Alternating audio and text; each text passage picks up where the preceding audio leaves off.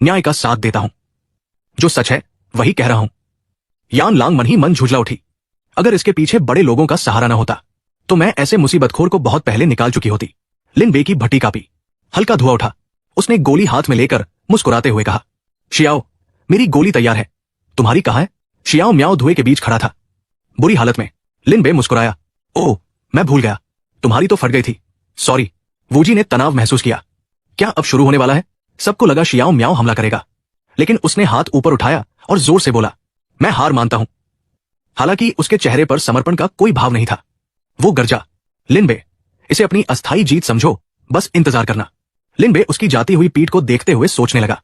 उसका भाग्य विनाश रेखा के करीब पहुंच रहा है, लेकिन अब उसे और कम करना कठिन होता जा रहा है। सिस्टम बोला। होस्ट ने शियाओ म्याओ का अवसर छीनकर उसे पराजित किया। शियाओ म्याओ का भाग्य 200, होस्ट का भाग्य +40, विलेन पॉइंट +1000। मेजबान ने घोषणा की, अल्केमी प्रतियोगिता का विजेता है चिंग यून संप्रदाय का लिन बे। अगली प्रतियोगिता आर्टिफैक्ट फॉर्जिंग होगी। कुछ देर बाद शियाओ म्याओ ने चिंग तिंग के कंधे पर हाथ रखा। अगली प्रतियोगिता में तान शान से सावधान रहना। चिंग तिंग ने आत्मविश्वास से अंगूठा दिखाया, चिंता मत करो, अब मेरा प्रदर्शन देखना। लिन बे उसकी बात सुनकर स्तब्ध रह गया, लेकिन ज्यादा देर नहीं लगी। चिंग तिंग जमीन पर घायल पड़ा था। उसकी भट्टी फट चुकी थी और वो प्रतियोगिता से बाहर हो गया। उसी समय कंधे पर खरगोश लिए तान शान ने मन से मुस्कुराकर आवाज लगाई, लिन बे। तान शान ने मुट्ठी भींच ली। उसके चेहरे पर तिरस्कार था और आवाज अहंकार से भरी हुई थी।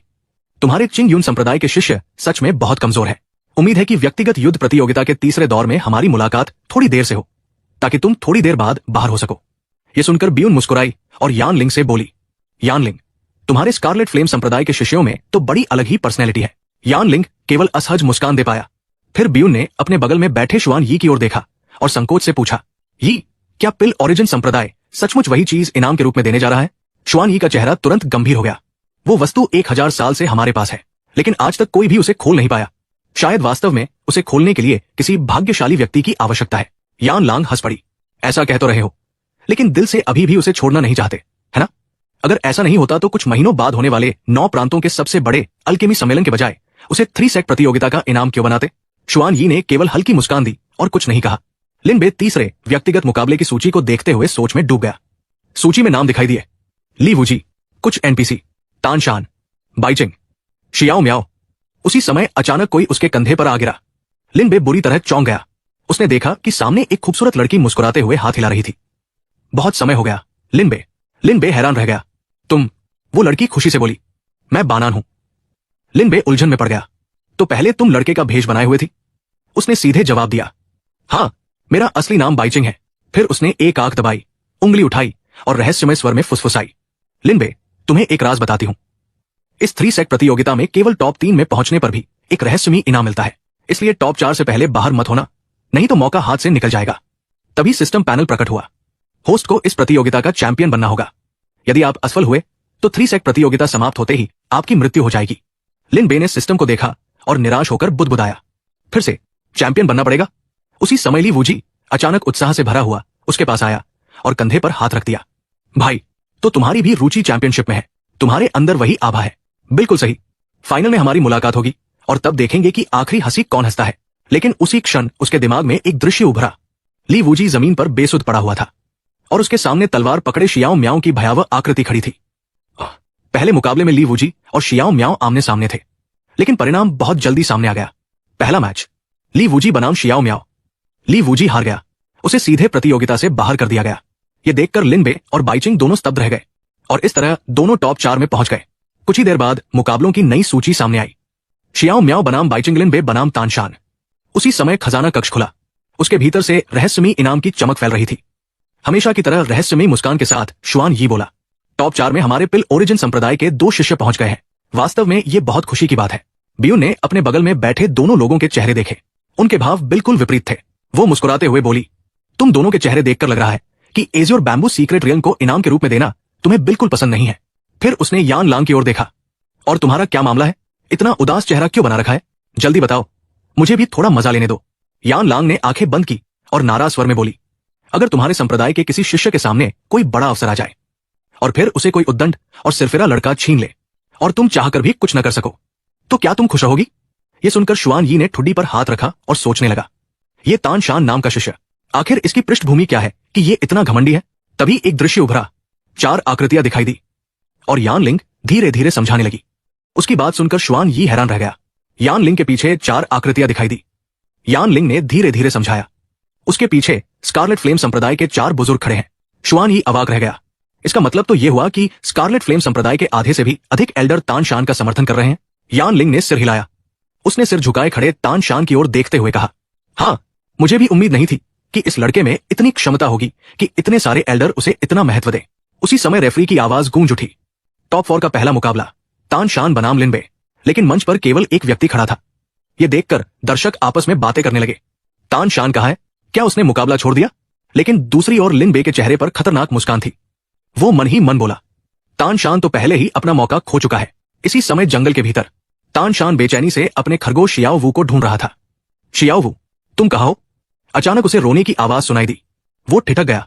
उसने देखा कि शियाओ वू पेड़ की शाखा से लटका हुआ था। शियाओ वू, तान शान ने तुरंत चाकू फेंककर रस्सी काट दी। उसने उसे अपनी बाहों में लिया और गुस्से से दहाड़ा, लिन बे, शियाओ वू ने तुम्हारा क्या बिगाड़ा था? रुको, मैं तुम्हें टुकड़े टुकड़े कर दूंगा। धत्तेरे की, लिन बे, मैं तुम्हें इसकी कीमत जरूर चुकवाऊंगा। लेकिन तभी शियाओ वू के शरीर से प्रकाश निकलने लगा। तान शान हैरान रह गया। शियाओ वू, तुम चमक क्यों रहे हो? क्या तुम रूपांतरण कर रहे हो? उसका चेहरा लाल हो गया और नाक से खून बहने लगा। रुको, क्या तुम इस रूप में बदल रही हो? धुएं का बादल उठा और उसके सामने 2 जोड़ों वाली एक प्यारी लड़की दिखाई दी। शियाओ वू शर्म से लाल हो गई। वो हकलाते हुए बोली, तान शान, मत देखो, मुझे शर्म आ रही है। तान शान पूरी तरह पत्थर बन गया। दूर खड़ा लिन बे दुष्ट मुस्कान के साथ बुदबुदाया, वैसे भी मैंने उस खरगोश को सुपर ह्यूमन ट्रांसफॉर्मेशन पिल खिला दी थी। देखते हैं तान शान अपनी प्यारी बनी को इंसान बने देखकर कैसी प्रतिक्रिया देता है। उसी समय रेफरी ने लाल झंडा उठाया। तान शान समय पर नहीं पहुंचा। मैं लिन बे को विजेता घोषित करता हूं। लेकिन तभी स्विश, आकाश को चीरती हुई एक प्रकाश किरण मंच पर आ गिरी। तान शान प्रकट हुआ। दांत पीसते हुए उसने कहा, लिन बे मुस्कुराया। ओह तान शान, तुम देर से आए हो। और मैंने जो छोटा सा सरप्राइज दिया था, वो कैसा लगा? ये सुनते ही तान शान क्रोध से पागल हो उठा। हम दोनों कभी एक साथ नहीं रह सकते। इसके बाद वो बिजली की तरह गायब हो गया। यान लिंग नाराज होकर बोली, अरे, हमारे संप्रदाय का लड़का तो भाग गया। फिर उसने झुंझलाकर कहा, छोड़ो, प्रतियोगिता जारी रखो। तभी सिस्टम की आवाज सुनाई दी, बधाई हो होस्ट, आपने सफलतापूर्वक एक जोड़े के रिश्ते में दखल देकर शियाओ वू और तान शान को अलग कर दिया है। तान शान का भाग्य -2000, होस्ट का भाग्य +500, विलेन पॉइंट्स +10,000। लिन बे हैरान रह गया। सिर्फ एक खरगोश को गोली खिलाने से उनका रिश्ता टूट गया और उसका भाग्य इतना क्यों घट गया? सिस्टम ने तान शान और शियाओ वू की पुरानी खुशहाल तस्वीर दिखाई और समझाया, मूल भाग्य के अनुसार शियाओ वू तान शान की सबसे महत्वपूर्ण स्पिरिट बीस्ट है। उसे खोने का मतलब है कि तान शान भविष्य के अनगिनत अवसर खो देगा। वो धीरे धीरे अपना सारा भाग्य खो देगा। सिस्टम ने आगे कहा, यदि होस्ट तान शान और शियाओ वू के बीच पूरी तरह दूरी पैदा कर देता है तो तान शान का भाग्य और भी तेजी से गिरेगा। लिन बे ने थोड़ी सहलाई, तो बात ऐसी है। रेफरी की आवाज फिर गूंजी। टॉप 4 का दूसरा मुकाबला, शियाओ म्याओ बनाम बाइचिंग। शियाओ म्याओ मंच पर आया, लेकिन उसके दिल में अजीब सी भावना उठ रही थी। जब उसने बाइचिंग को देखा तो वो स्तब्ध रह गया। उसके चेहरे में उसे गुयू की झलक दिखाई दी। उसने अपने सीने पर हाथ रखा। उसके दिल में एक अनजाना दर्द उठने लगा। उसकी अंतरात्मा जैसे उससे कह रही थी, बाइचिंग मेरी है, उसे मेरे साथ होना चाहिए, जैसे पहले गुयू मेरे साथ थी। उसकी आंखों में पछतावा और क्रोध चमक उठा। गुयू, सगाई टूटने के बाद से तुम मेरी जिंदगी से गायब हो गई हो। हर अकेली रात मैं तुम्हें याद करता हूं। उधर आकाश में उड़ते अमर जहाज पर बूढ़े गु ने कहा, मिस, ठंड लग जाएगी। हमारी अमर नौका जल्द ही हान्यू बर्फीले क्षेत्र से गुजरेगी। गुयू ने शांत स्वर में उत्तर दिया, मुझे पता है बूढ़े गु। वो खिड़की के बाहर गिरती बर्फ को देखते हुए मन ही मन बोली, मैं तुम्हें बहुत याद करती हूं लिन बे। दूसरी तरफ लिन बे दोनों हाथ उठाकर चिल्ला रहा था, बाइचिंग, चलो उस बेशर्म शियाओ म्याओ को सबक सिखाओ। बाइचिंग ने तलवार उठाई, लेकिन तभी शियाओ म्याओ गरजा, बाइचिंग, लिन बे एक नीच और झूठा आदमी है। वो मेरा जन्मजात दुश्मन है। उसकी बातों पर भरोसा मत करो। फिर उसने गंभीर स्वर में कहा, उससे दूर हो जाओ, मेरे साथ आओ। अगर तुम मेरा साथ दोगी तो हम ऊंचे ऊंचे स्तरों तक पहुंचेंगे। बाइचिंग के सिर पर सवालिया निशान उभर आया, तुम कैसी बकवास कर रहे हो? लिन बे ने शियाओ म्याओ की ओर देखते हुए डांटा, शियाओ म्याओ, तुम्हारी बातों से ऐसा लग रहा है जैसे बाइचिंग तुम्हारी संपत्ति हो, जैसे वो तुम्हारे बिना कुछ भी नहीं है। उसने उंगली सीधे उसकी ओर तान दी और ऊंची आवाज में बोला, बाइचिंग किसी की संपत्ति नहीं है। लिन बे ने ऊंची आवाज में कहा, बाइचिंग किसी की संपत्ति नहीं है। उसका रास्ता और उसका भविष्य पूरी तरह उसके अपने हाथों में है। लिन बे की बातों ने जैसे सीधे दिल पर असर किया। बाइचिंग ने गंभीरता से सिर हिलाया, लिन बे बिल्कुल सही कह रहा है। मेरी खेती, मेरी ताकत, ये किसी और का मामला नहीं है। और मेरा भविष्य कैसा होगा, इसका फैसला मैं खुद करूंगी। ये सुनकर शियाओ म्याओ का चेहरा बदसूरत हो गया। वो अपनी तलवार उठाकर काली दानवी ऊर्जा से लिपटा हुआ सीधे उसकी ओर दौड़ पड़ा। उसने ठंडी आवाज में कहा, तो तुम मुश्किल खड़ी करना चाहती हो? लगता है आज मुझे तुम्हें सबक सिखाना पड़ेगा। बाइचिंग ने तुरंत अपनी तलवार उठाकर उसका वार रोक दिया और अगले ही पल उसने पलटवार शुरू कर दिया। दोनों ने अपनी अपनी सारी आध्यात्मिक शक्ति तलवारों में भर दी और पागलों की तरह भिड़ गए। क्लैंग! तलवारों के टकराने की तेज आवाज पूरे मैदान में गूंज उठी। अचानक शियाओ म्याओ ने एक शक्तिशाली तकनीक का इस्तेमाल किया। उसके प्रहार से बाइचिंग हवा में उछल गई, लेकिन उसने तुरंत खुद को संभाला। हवा में पलटी लगाकर वो सुंदरता से जमीन पर उतर गई। शियाओ म्याओ के पूरे शरीर से शक्तिशाली आध्यात्मिक शक्ति निकल रही थी। वो गहरी और खतरनाक आवाज में बोला, ये चाल तो मैंने उस कमीने लिन बे के लिए बचाकर रखी थी, लेकिन अब तुम्हारे साथ खेलना बंद करता हूं। तभी उसके माथे पर 2 चमकदार लाल निशान उभर आए। उसकी आंखें और भी तेज हो गई और उसके चेहरे के चारों ओर लाल आभा फैलने लगी। शियाओ म्याओ के होठों पर एक घमंडी मुस्कान आ गई। अगले ही पल उसके पीछे आग की एक विशाल लपट फूट पड़ी। दोनों हाथ फैलाकर उसने नाटकीय अंदाज में घोषणा की, समस्त जीव मेरे भोजन है। नीचे बैठे दर्शक ये देखकर पूरी तरह दंग रह गए। क्या? ऐसा कैसे हो सकता है? नीचे बैठे दर्शक ये देखकर पागल हो उठे। अरे, वो तो गोल्डन कोर फिनोमेनन है। कुछ लोग हैरानी से पूछने लगे, गोल्डन कोर फिनोमेनन? वो क्या होता है और ये गोल्डन कोर दिव्य शक्ति से अलग कैसे है? एक बुजुर्ग ने गंभीर स्वर में समझाया, जब कोई साधक फाउंडेशन एस्टैब्लिशमेंट स्तर से गोल्डन कोर स्तर में प्रवेश करता है, तब उसके गोल्डन कोर के भीतर एक रजत चिन्ह बनता है। उस चिन्ह के भीतर एक विशेष तकनीक छिपी रहती है, जिसे गोल्डन कोर दिव्य शक्ति कहा जाता है। शियाओ म्याओ अपने गोल्डन कोर की शक्ति को महसूस करते हुए घमंडी मुस्कान बिखेर रहा था।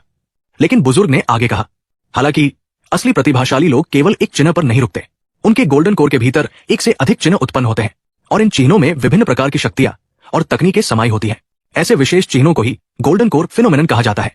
फिर उसने गहरी सांस लेते हुए कहा, गोल्डन कोर फिनोमेनन किसी साधक की प्रतिभा और शक्ति का प्रतीक होता है।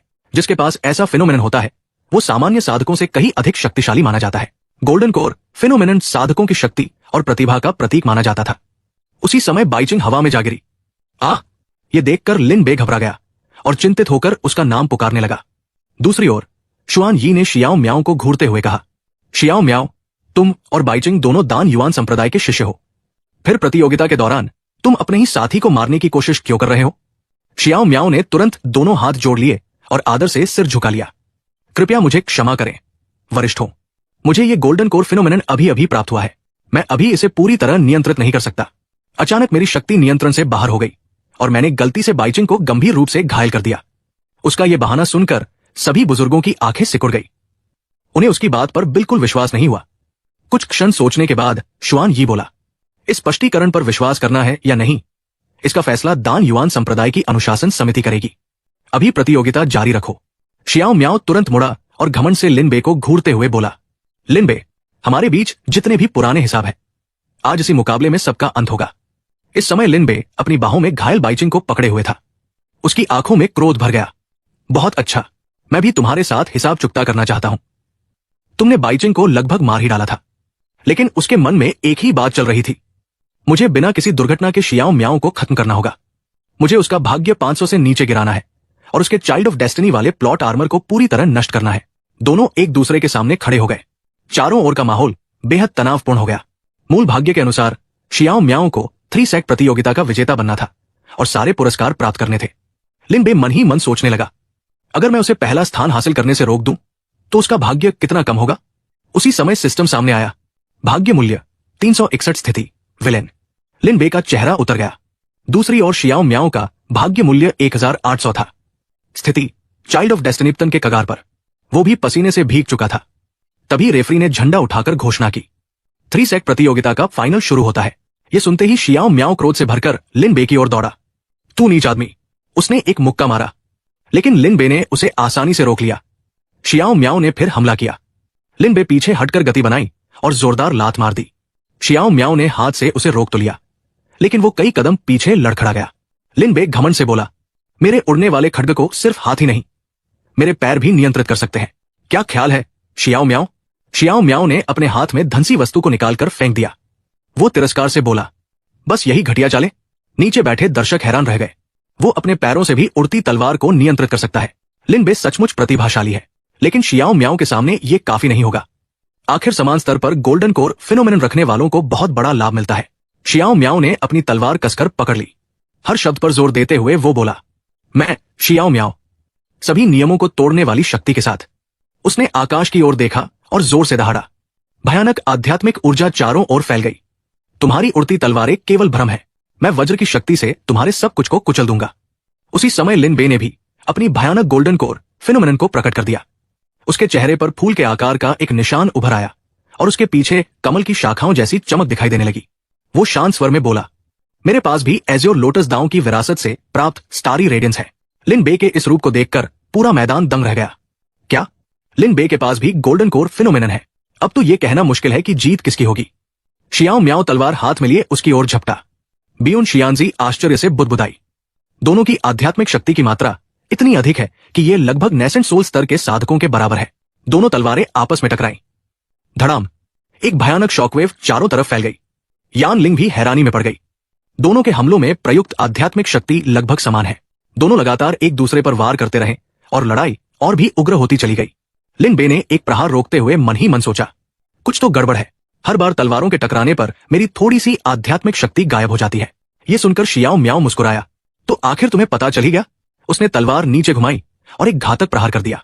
लिन बे कई कदम पीछे फिसल गया और बड़ी मुश्किल से खुद को संभाल पाया। शियाओ म्याओ ने घमंड से एक जादुई चक्र बनाया और कहा, यह वही शक्तिशाली फिनोमेनन है जिसे मैंने तावा पूल से समझा था। जैसे ही यह किसी प्रतिद्वंद्वी के संपर्क में आता है, यह उसकी आध्यात्मिक शक्ति को चुपचाप निगल लेता है। उसकी हथेली में ऊर्जा धीरे धीरे एक गोली का रूप लेने लगी। वो मुस्कुराते हुए बोला, और फिर मैं उसे अपनी शक्ति के रूप में इस्तेमाल कर सकता हूं। उसने वो गोली सीधे अपने मुंह में डाल ली। तुरंत उसकी शक्ति और भी बढ़ गई। वो गर्व से दहाड़ा, लिन बे, आज तुम्हारी मौत निश्चित है। लिन बे हैरानी से उसे देखने लगा। अचानक शियाओ म्याओ का एक और वार आया। लिन बे पीछे उछल गया, लेकिन संतुलन खोकर जमीन पर गिर पड़ा। जब उसने पीछे देखा तो पाया कि शियाओ म्याओ तलवार कंधे पर रखे उसके पीछे खड़ा मुस्कुरा रहा था। अगले ही पल वो फिर गायब हुआ और हवा में ऊंचा उछलकर ऊपर से वार करने लगा। लेकिन लिन बे उस हमले से बच गया। शियाओ म्याओ ने तलवार की नोक सीधे उसकी ओर तान दी और घमंड से बोला, याद है पिछली बार तुमने कहा था कि तुम मुझसे कुछ हिसाब चुकाना चाहते हो? दूसरी ओर यान लिंग मुस्कुराते हुए बोली, बियुन, अगर तुम्हारे शिष्य के पास अब कोई और तरीका नहीं है तो इस प्रतियोगिता का विजेता शियाओ म्याओ ही होगा। लेकिन बियुन शियांजी ने शांत भाव से उत्तर दिया, जल्दी मत करो, मेरा शिष्य इतनी आसानी से नहीं हारेगा, बस देखते रहो। लिन बे मुश्किल से खड़ा हुआ। शियाओ म्याओ ने उसका मजाक उड़ाते हुए कहा, हम दोनों गोल्डन कोर स्तर पर हैं, लेकिन मैंने तुमसे पहले सफलता प्राप्त की थी। मेरा स्तर तुमसे ऊंचा है और मैं तुम्हारी आध्यात्मिक शक्ति को निगल भी सकता हूं। बताओ कैसा लग रहा है? वो मोर की तरह इतराते हुए बोला, लिन बे, तुम मेरे दुश्मन हो और तुम्हारा भाग्य हारना ही है। फिर उसने अहंकार से कहा, लेकिन मैं भाग्य का प्रिय पुत्र हूं। अगर तुम 3 बार सिर झुकाकर मेरे सामने समर्पण कर दो तो शायद मैं तुम्हारी जान बख्श दूं। अब तक शांत खड़ा लिन बे अचानक जोर से हंस पड़ा। शियाओ म्याओ चौंक गया, तुम हंस क्यों रहे हो? लिन बे ने सिर पीछे उठाया और जोर से गर्जना की। उसके चारों ओर विशाल मात्रा में आध्यात्मिक शक्ति इकट्ठा होने लगी। शियाओ म्याओ उपहास से बोला, अब भी प्रतिरोध करने की सोच रहे हो? बेकार है। लेकिन अगले ही पल उसकी आंखें सदमे से फैल गई। लिन बे बिजली की गति से उसकी ओर झपटा। धड़ाम! शियाओ म्याओ की तलवार जमीन में धंस गई। वो स्तब्ध रह गया।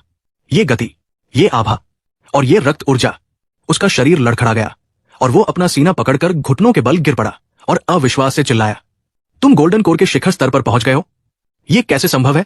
लिन बे ने उसकी ओर देखते हुए आराम से कहा, इसके लिए तो मुझे तुम्हारा शुक्रिया अदा करना चाहिए। जो गोल्डन पैटर्न ब्लड ग्रास तुम मेरे लिए लेकर आए थे, उसने बहुत मदद की। शियाओ म्याओ स्तब्ध रह गया। तुम्हें उस आध्यात्मिक जड़ी बूटी की असली पहचान पता थी? तभी लिन बे की पीठ पर चमकदार पंख प्रकट हो गए। वो मुस्कुराते हुए बोला, बिल्कुल, मैंने उस ब्लड ग्रास को गोली में बदलकर निकल लिया और उसके अंदर छिपी दिव्य शक्ति भी मैंने पहले ही सीख ली है। शियाओ म्याओ के माथे पर पसीना छलक आया। लिन बे ने उसे देखकर हंसते हुए कहा, शियाओ म्याओ, पहले मैंने तुम पर जो दया दिखाई थी उसे देखते हुए। उसने अपने हाथ में एक बड़ी गोली उठाई। मैंने तुम्हारे साथ निपटने का एक शानदार तरीका सोच लिया है। अचानक पूरे मंच पर घना धुआं फैल गया। दर्शक हैरान रह गए। ये स्मोक स्क्रीन पिल है, कुछ भी दिखाई नहीं दे रहा। धुएं के अंदर से शियाओ म्याओ की दर्द भरी चीख गूंजने लगी। इसी बीच लिन बे हवा में ऊंचा उछला और चिल्लाया, हो गया। कुछ ही क्षण बाद शियाओ म्याओ का क्रोध भरा स्वर सुनाई दिया, लिन बे, तुम नीच कमीने। नीचे बैठे लोग उत्साह से चिल्लाने लगे, ये क्या हो रहा है? अरे, मुफ्त का तमाशा देखने को मिल रहा है। वाह, ये तो बहुत ही अश्लील हो गया। उसी समय सिस्टम की यांत्रिक आवाज गूंज उठी। होस्ट ने सफलतापूर्वक शियाओ म्याओ को सबके सामने अपमानित किया है। शियाओ म्याओ का भाग्य -300। होस्ट ने सफलतापूर्वक शियाओ म्याओ को 3 सेक टूर्नामेंट का नंबर 1 बनने से रोक दिया है। शियाओ म्याओ का भाग्य -900, होस्ट का भाग्य +240, विलेन पॉइंट +12,000। सिस्टम ने आगे घोषणा की, शियाओ म्याओ का शेष भाग्य 600 है, वो विनाश रेखा से केवल 100 अंक दूर है। लिन बे ने अपनी मुट्ठी भींच ली। ये शियाओ म्याओ तो तिल चट्टे की तरह जिद्दी है। इतना सब होने के बाद भी अभी तक विनाश रेखा तक नहीं पहुंचा। तभी रेफरी ने झंडा ऊंचा उठाकर घोषणा की, शियाओ बेहोश हो चुका है। विजेता चिंग यून संप्रदाय का लिन बे। दूसरी तरफ बाइचिंग गहरी नींद में सो रही थी और उसे बाहर की किसी बात का पता नहीं था। इसके बाद पुरस्कारों की घोषणा शुरू हुई।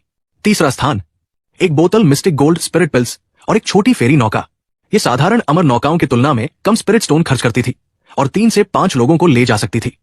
उसी समय 2 लोग शियाओ म्याओ को सहारा देकर वहां से ले जा रहे थे।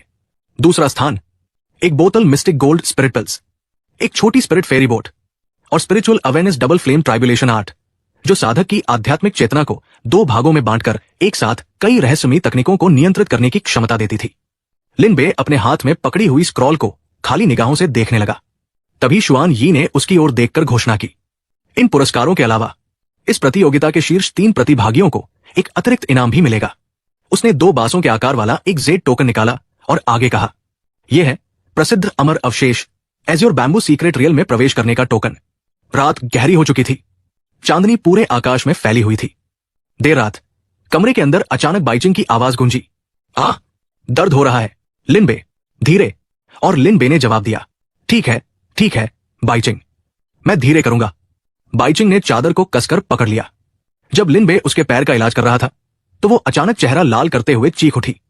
लिन बे का चेहरा जम गया। उसने उसे देखकर बड़बड़ाते हुए कहा, इतना नाटक करने की क्या जरूरत है, मैं तो बस तुम्हारा इलाज कर रहा हूं। बाइचिंग आराम से मुस्कुराते हुए बोली, लेकिन बहुत अच्छा लग रहा है। उसने संतोष से आंखें बंद कर ली और आनंद लेते हुए बोली, मुझे उम्मीद नहीं थी कि तुम्हारी चिकित्सा कला इतनी अच्छी होगी। लगता है मैं कल ही बिस्तर से उठ सकूंगी। तभी लिन बे ने एक जेड टोकन निकाला और उसकी ओर बढ़ाते हुए कहा, ओह सही है, मैं तो मुख्य बात भूल ही गया था। यह तुम्हारा इनाम है।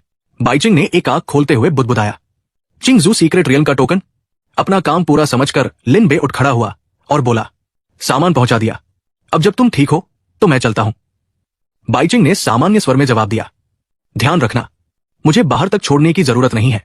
आधी रात में लिन बे मुस्कुराते हुए आराम से सड़क पर टहलता हुआ जा रहा था, लेकिन उसे पता नहीं था कि 2 रहस्यमयी लोग उसका पीछा कर रहे थे। अचानक उसे कुछ गलत महसूस हुआ। वो तुरंत पलटा। 2 काले लबादों में पूरी तरह ढके लोग तलवारें लेकर उसकी ओर झपट पड़े।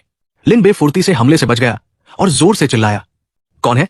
लेकिन जैसे ही उन दोनों ने अपने हुड नीचे किए, लिन बे की आंखें सदमे से फैल गई। तुम लोग? गू ने ठंडे और व्यंग्यपूर्ण स्वर में कहा। तो हमारा जूनियर भाई बड़ा रंगीन मिजाज निकला। थोड़ी देर बाहर क्या गया, पहले ही एक विश्वास पात्र भी ढूंढ लाया। उसकी बाहों में बैठी याया चहक उठी। याया, जी यून ने भौहें सिकोड़ते हुए सीधे पूछा, सीनियर भाई, तुम दोनों अंदर इतने प्यार से बातें कर रहे थे? लिन बे की आंखें चमक उठीं। उसने नरम स्वर में हाथ बढ़ाते हुए कहा, रुको जूनियर सिस्टर, मुझे समझाने दो। लेकिन दोनों लड़कियां एक साथ गुस्से में बोली, क्या समझाओगे? लिन बे मासूमियत से बोला, ओह, वो प्यार व्यार तो उसकी तरफ से था, मैंने तो। जी उनका चेहरा गुस्से से विकृत हो गया। उसने मुट्ठी भींच ली और उसके पीछे भयावह आभा उभर आई। वो दांत पीसते हुए गरजी, अच्छा तो ऐसा है। और अगले ही पल वो लिन बे पर टूट पड़ी। बेचारा लिन बे बुरी तरह पिट गया और मदद के लिए हाथ बढ़ाते हुए चिल्लाया, जूनियर सिस्टर, बात वैसी नहीं है। लेकिन जी यून और भी जोर से गरजी, चुप रहो, मर जाओ रंगबाज सीनियर भाई। गू ने बीच बचाव नहीं किया। उसने शांति से कहा, थोड़ा खून निकल रहा है याया, उधर मत देखना। मासूम याया ने जवाब दिया। याया कही और देखेगी। उसी समय एक कमरे के अंदर अजीब आभा फैल रही थी। 2 काले लबादों में ढके लोग एक बिस्तर के सामने खड़े थे और रहस्यमयी ऊर्जा की धाराएं बिस्तर पर लेटे व्यक्ति के शरीर में भेज रहे थे। उन्होंने सोए हुए शियाओ म्याओ को देखते हुए धीमे स्वर में कहा, यही है ना? वही व्यक्ति जो आधा साल पहले अमर कलाकृति स्काई पियरिंग मिरर में दिखाई दिया था। यही इस बार हमारे सफर का लक्ष्य है। तभी शियाओ परिवार के मुखिया शियाओ मोली ने मुस्कुराते हुए अपना हुड नीचे किया और कहा, और हाँ जिया यान, ये मेरा जूनियर भाई भी है। जिया यान, जो उसके बगल में खड़ा था, ने भी भावहीन चेहरे के साथ अपना हुड उतार दिया। उसने आश्चर्य से पूछा, शेली, तुम्हारा भी एक जूनियर भाई है? क्या डैन शेन का केवल एक ही शिष्य नहीं था? शेली ने समझाते हुए कहा, वो डैन शेन का नया शिष्य है। कालकोरी से भागने के बाद उसे शिष्य के रूप में स्वीकार कर लिया गया था। फिर उसने हाथ उठाकर कहा, समय बर्बाद मत करो, शुरू करते हैं। जैसे ही उसने ये कहा, रहस्यमय शक्ति की एक लहर शियाओ म्याओ के चारों ओर फैल गई। जिया यान घमंड से हंसते हुए बोला, कोई समस्या नहीं। अगले ही पल एक चमकदार आकाश उसके सामने प्रकट हुआ। शियाओ म्याओ ने अचानक अपनी आंखें खोल दी। वो सदमे में चारों ओर देखने लगा। पहाड़ों और जंगलों से घिरे पानी के ऊपर खड़े होकर उसने भ्रमित स्वर में पूछा, ये जगह कहाँ है? तभी उसके पीछे से बिल्कुल उसी जैसी एक आवाज आई, मैं तुम्हारे पीछे हूं। शियाओ म्याओ घबराकर मुड़ा और जोर से पूछा, तुम कौन हो? उस आदमी ने शांत स्वर में उत्तर दिया। पानी की सतह के नीचे काले लबादे में लिपटी एक परछाई दिखाई दी। मैं ही तुम हूं और तुम ही मैं हो। मैं जानता हूं कि तुम्हारा दिल सबसे अधिक क्या चाहता है, और मैं ये भी जानता हूं कि तुम्हारे दिल की गहराइयों में सबसे बड़ा डर क्या है। शियाओ म्याओ पूरी तरह स्तब्ध रह गया। मेरा डर? जैसे ही उसने ये कहा, उसके मन में एक दृश्य उभरा। लिन बे, शी यून और गुई यूयू को अपनी बाहों में लिए हुए था। यह देखकर उसका दिल दर्द से भर गया। फिर एक और दृश्य सामने आया। लिन बे अपनी तलवार उसकी गर्दन पर रखे खड़ा था। उसका चेहरा और भी बदसूरत हो गया। इसके बाद उसे एक और भयावह दृश्य याद आया। उसकी कब्र के सामने खड़ा लिन बे उसकी कब्र पर पेशाब कर रहा था। यह देखकर शियाओ म्याओ का चेहरा पूरी तरह काला पड़ गया। तभी उसका दूसरा रूप उसके पास आया और बोला, भले ही यहां जो कुछ भी तुम देख रहे हो वो सब झूठ हो, लेकिन अगर तुम अभी की तरह कमजोर बने रहे। कुछ क्षण बाद वो शियाओ म्याओ के बगल में खड़ा होकर व्यंग्यपूर्ण मुस्कान के साथ बोला, तो ये सभी झूठे दृश्य एक दिन वास्तविकता बन जाएंगे और तब उनसे बचने का कोई रास्ता नहीं होगा। शियाओ म्याओ ने भौहें सिकोड़ ली। लेकिन मैं तो डैन युआन संप्रदाय का केवल एक बाहरी शिष्य हूं, और ऊपर से बूढ़े डैन भी गहरी नींद में है। तब दूसरा शियाओ म्याओ हल्की मुस्कान के साथ अपना सिर तिरछा करते हुए संकेत भरे स्वर में बोला। दूसरा शियाओ म्याओ अपना सिर तिरछा करके रहस्यमयी ढंग से बोला, अगर तुम अपनी शक्ति बढ़ाना चाहते हो तो उसके और भी तरीके हैं। तुम रिवर्स ग्लटन्स रिवर के बारे में जानते हो, है ना? शियाओ म्याओ ने सामने वाले को देखा, लेकिन तभी उस दूसरे रूप का चेहरा धीरे धीरे आग में बदल गया। चांद की हल्की रोशनी के नीचे वो ज्वाला शियाओ म्याओ की ओर देखकर एक विकृत मुस्कान बिखेर रही थी। उस भयावह दृश्य ने पूरे वातावरण को डरावना बना दिया। उधर शियाओ म्याओ के कमरे के अंदर जिया यान ने अपने साथी से पूछा, ठीक है तो अब? उस व्यक्ति ने सिर हिलाते हुए जवाब दिया, हाँ, अब हमें बस उसे देखना है और इंतजार करना है कि वो पूरी तरह राक्षसी मार्ग में गिर जाए। इतना कहने के बाद वो मुड़ा और बोला, चलो। अगले ही पल दोनों ने फिर से अपने हुड पहन लिए। जिया यान ने आश्चर्य से पूछा, डैन शेन यहां मौजूद है? तुम हमेशा से ग्लटन्स रिवर का पानी चाहते थे, है ना? अभी तो उसे हासिल करने का सबसे अच्छा मौका है। उस व्यक्ति ने शांत स्वर में उत्तर दिया, जल्दी की कोई जरूरत नहीं। फिलहाल ग्लटन्स रिवर का पानी शियाओ म्याओ के पास ही रहने दो। इतना कहते ही दोनों लोगों के शरीर धुंधले पड़ने लगे और अगले ही क्षण वे गायब हो गए। केवल उनकी परछाइयां ही शेष रह गई। उस व्यक्ति की आवाज फिर सुनाई दी, उसे पूरी तरह एक दानव बनने दो, उसके बाद मैं कदम उठाऊंगा। तब ग्लटन्स रिवर का पानी छीनने में भी देर नहीं होगी। बाहर आधी रात हो चुकी थी। सन्नाटे में किसी के कदमों की आवाज गूंज रही थी। एक शिष्य वहां से गुजर रहा था। उसने देखा कि शियाओ म्याओ के कमरे की बत्तियां अभी भी जल रही थी, इसलिए उसने आवाज लगाई, सीनियर भाई शियाओ, दरवाजा खुला क्यों है? वो शिष्य कमरे के अंदर आया और सम्मान पूर्वक बोला, सीनियर भाई शियाओ म्याओ, आप जाग गए हैं? लेकिन शियाओ म्याओ ने कोई जवाब नहीं दिया। वो बस ठंडी और भयावह निगाहों से उसे घूरता रहा। अचानक, इससे पहले कि वो शिष्य कुछ समझ पाता, शियाओ म्याओ ने बिजली की गति से हाथ बढ़ाया और उसकी गर्दन पकड़ ली। शियाओ म्याओ के शरीर से एक भयावह दबाव फैलने लगा। वो ऊंची आवाज में बोला, ग्लटन्स रिवर के पानी को 2 भागों में बांटो। एक भाग मेरिडियन के साथ बहेगा और दूसरा उनके विपरीत दिशा में। उस शिष्य ने भयभीत होकर चीख लगाई, सीनियर भाई शियाओ म्याओ। लेकिन शियाओ म्याओ ने उसकी ओर ध्यान तक नहीं दिया। वो आगे बोला, जब ग्लटन्स रिवर के दोनों भाग एक हो जाते हैं तो वे दूसरे लोगों की आध्यात्मिक शक्ति और आत्मा को निगल सकते हैं। उसकी पकड़ में फंसा शिष्य धीरे धीरे संघर्ष करने की शक्ति खो बैठा। उसका चेहरा सूख कर बूढ़ा सा दिखाई देने लगा। शियाओ म्याओ ने डरावनी मुस्कान के साथ कहा, इतना ही नहीं, ये उनकी यादों को भी निगल सकता है और उन्हें अपना बना सकता है। उसके पूरे शरीर से भयानक शक्ति निकलने लगी। दोनों हाथ फैलाकर उसने घोषणा की, रिवर्स ग्लटन्स रिवर, यही है ग्लटन्स रिवर के पानी की असली शक्ति। इसके बाद शियाओ म्याओ बड़बड़ाने लगा, उसका नाम वांगतू है। वो फेतु गांव में पैदा हुआ था। उसके पिता जुन यिंगेंग जुन है। मां का नाम काओ शियाओली है। बचपन से ही उसकी मंगनी तय है। उसने दांत पीसते हुए गरज कर कहा, धिक्कार है डैन शेन, तुमने 3 साल तक मेरी सारी आध्यात्मिक शक्ति चूस ली और मुझे बेकार बना दिया। हर समय मुझसे सावधान रहे और ग्लटन्स रिवर के पानी की असली शक्ति कभी नहीं बताई। इसी वजह से मुझे हर दिन लिन बे के हाथों अपमान सहना पड़ा। तभी उसकी नजर मेज पर रखे एक धर्मक जाने पर पड़ी। उसे उठाते हुए उसने कहा, डैन शेन, मैंने हमेशा तुम्हें अपना शिफु माना, तुम्हारा सम्मान किया, तुम पर भरोसा किया, लेकिन तुमने मेरे साथ ऐसा व्यवहार किया। तुम्हारे धोखे और विश्वासघात ने मुझे बेहद निराश कर दिया है। धर्मक जाना उसके हाथों के ऊपर तैरने लगा। उसे देखते हुए शियाओ म्याओ बोला, ऐसी स्थिति में तुम्हारी आत्मा और तुम्हारी सारी यादें बाहर आ जानी चाहिए। इतना कहकर उसने एक तकनीक का प्रयोग किया और धर्मक जाने में मौजूद आत्मा को जबरन बाहर निकाल दिया। यही इसकी कीमत है। फैन लाओ बाहर निकल आए। चेहरा सिकोड़ते हुए उन्होंने पूछा, तुम क्या कर रहे हो? शियाओ म्याओ घमंडी मुस्कान के साथ बोला, क्या कर रहा हूं? क्या बूढ़े डैन को दिखाई नहीं दे रहा? तुम्हारा शिष्य किसी को खा रहा है। इतना कहकर उसने फिर से चिल्लाया, रिवर्स ग्लटन्स रिवर। उधर जी यून मुस्कुराते हुए बोली, शिफू, सीनियर सिस्टर और मैं आपको ढूंढते हुए यहां आए हैं। बाई यून, जो पहले से ही उनका इरादा समझ चुकी थी, हंस पड़ी, तुम लोग मुझे ढूंढने नहीं आए हो। असल में तुम अपने सीनियर भाई के पीछे आए हो। मुझे पहले से पता था कि तुम दोनों मेरा पीछा करते हुए यहां तक पहुंच जाओगी। फिर उसने शांत स्वर में कहा, लेकिन तुम्हारा समय बिल्कुल सही है। मुझे तुम लोगों से एक बात कहनी है। उसने आगे कहा, अब तुम्हें मेरे साथ चिंग यून संप्रदाय वापस आने की जरूरत नहीं है। यह सुनकर शी यून और गुई यूयू दोनों चौंक गई। शी यून की आंखों में आंसू आ गए। शिफू, क्या आप हमें नहीं चाहती? गुई यूयू ने भी हैरानी से पूछा। शिफू, क्या चिंग यून संप्रदाय में कुछ हुआ है? तभी सिर से पैर तक पट्टियों में लिपटे लिन बे ने कहा, शिफू, इंसानों की भाषा में बात कीजिए। ऐसी बातें मत कहिए जिनका गलत मतलब निकले। यह सुनकर बाई यून मुस्कुरा उठी। लगता है ये मम्मी सबसे समझदार है। तुम दोनों बहुत भोली और मासूम हो। जब शी यून और गुई यूयू लिन बे को पैरों से कुचल रही थी, वो बेबस होकर चिल्लाया, अरे तुम दोनों अपने पैर तो हटाओ। याया, तुम भी मुझे थपथपाना बंद करो। बाई यून ने बिना परवाह किए आगे कहा, लेकिन यह स्वाभाविक है। तुम लोग जन्म से ही संप्रदाय के अंदर रही हो और बाहरी दुनिया के बारे में बहुत कम जानती हो। फिर वो अपनी कुर्सी से उतरी और घोषणा की, इसलिए तुम तीनों चिंगजू सीक्रेट रियल्म जाओगे। जब तक उसे पार नहीं कर लेते तब तक चिंग यून संप्रदाय लौटने की अनुमति नहीं होगी। इतना कहकर उसने बिना किसी और शब्द के तीनों को उड़ती नाव से बाहर फेंक दिया। तीनों पूरी तरह स्तब्ध रह गए। Bye bye. धीरे धीरे लिन बे के शरीर की पट्टियां खुलने लगी। पास खड़ी जी यून घबराकर बोली, अब क्या करेंगे? शिफू ने अचानक ऐसा फैसला कर दिया, मैं तो ज्यादा स्पिरिट स्टोन भी नहीं लाई हूं। गुई यूयू ने भी अपनी थैली निकालते हुए कहा, मैं भी नहीं। यह सुनकर लिन बे हंस पड़ा।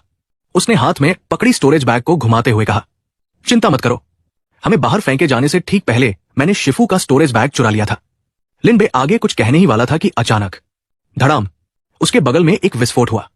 झटके से उसके हाथ का स्टोरेज बैग जमीन पर गिर पड़ा। लिन बे हैरान रह गया। उसने दोनों हाथों से फैन लाओ की आत्मा को पकड़ लिया और चिल्लाया, अरे क्या ये वही बूढ़ा आदमी नहीं है जो हमेशा शियाओ म्याओ के साथ रहता था? यह देखकर शी यून ने जिज्ञासा से पूछा, सीनियर भाई, क्या आप दोनों एक दूसरे को जानते हैं? लिन बे ने जवाब दिया, कुछ कुछ। उसने फैन लाओ को ऊपर उठाकर पूछा, अरे बूढ़े, तुम्हारी ये हालत कैसे हो गई? फैन लाओ ने बेबसी से कहा, शरारती लड़के, मुझे नीचे रखो। उधर इसी समय शियाओ म्याओ के कमरे के अंदर वो दुष्ट मुस्कान के साथ लगातार फैन लाओ की आत्मा को अवशोषित कर रहा था। फैन लाओ के मन में भय पैदा हो गया। यही है रिवर्स वाटर की शक्ति। उनके चेहरे पर पीड़ा उभर आई और वो चीख पड़े, धिक्कार है, अगर ये ऐसे ही चलता रहा तो मेरी आत्मा पूरी तरह बिखर जाएगी। शियाओ म्याओ ये देखकर व्यंग्य से हंसा, पिल गॉड, अब संघर्ष करना छोड़ दो।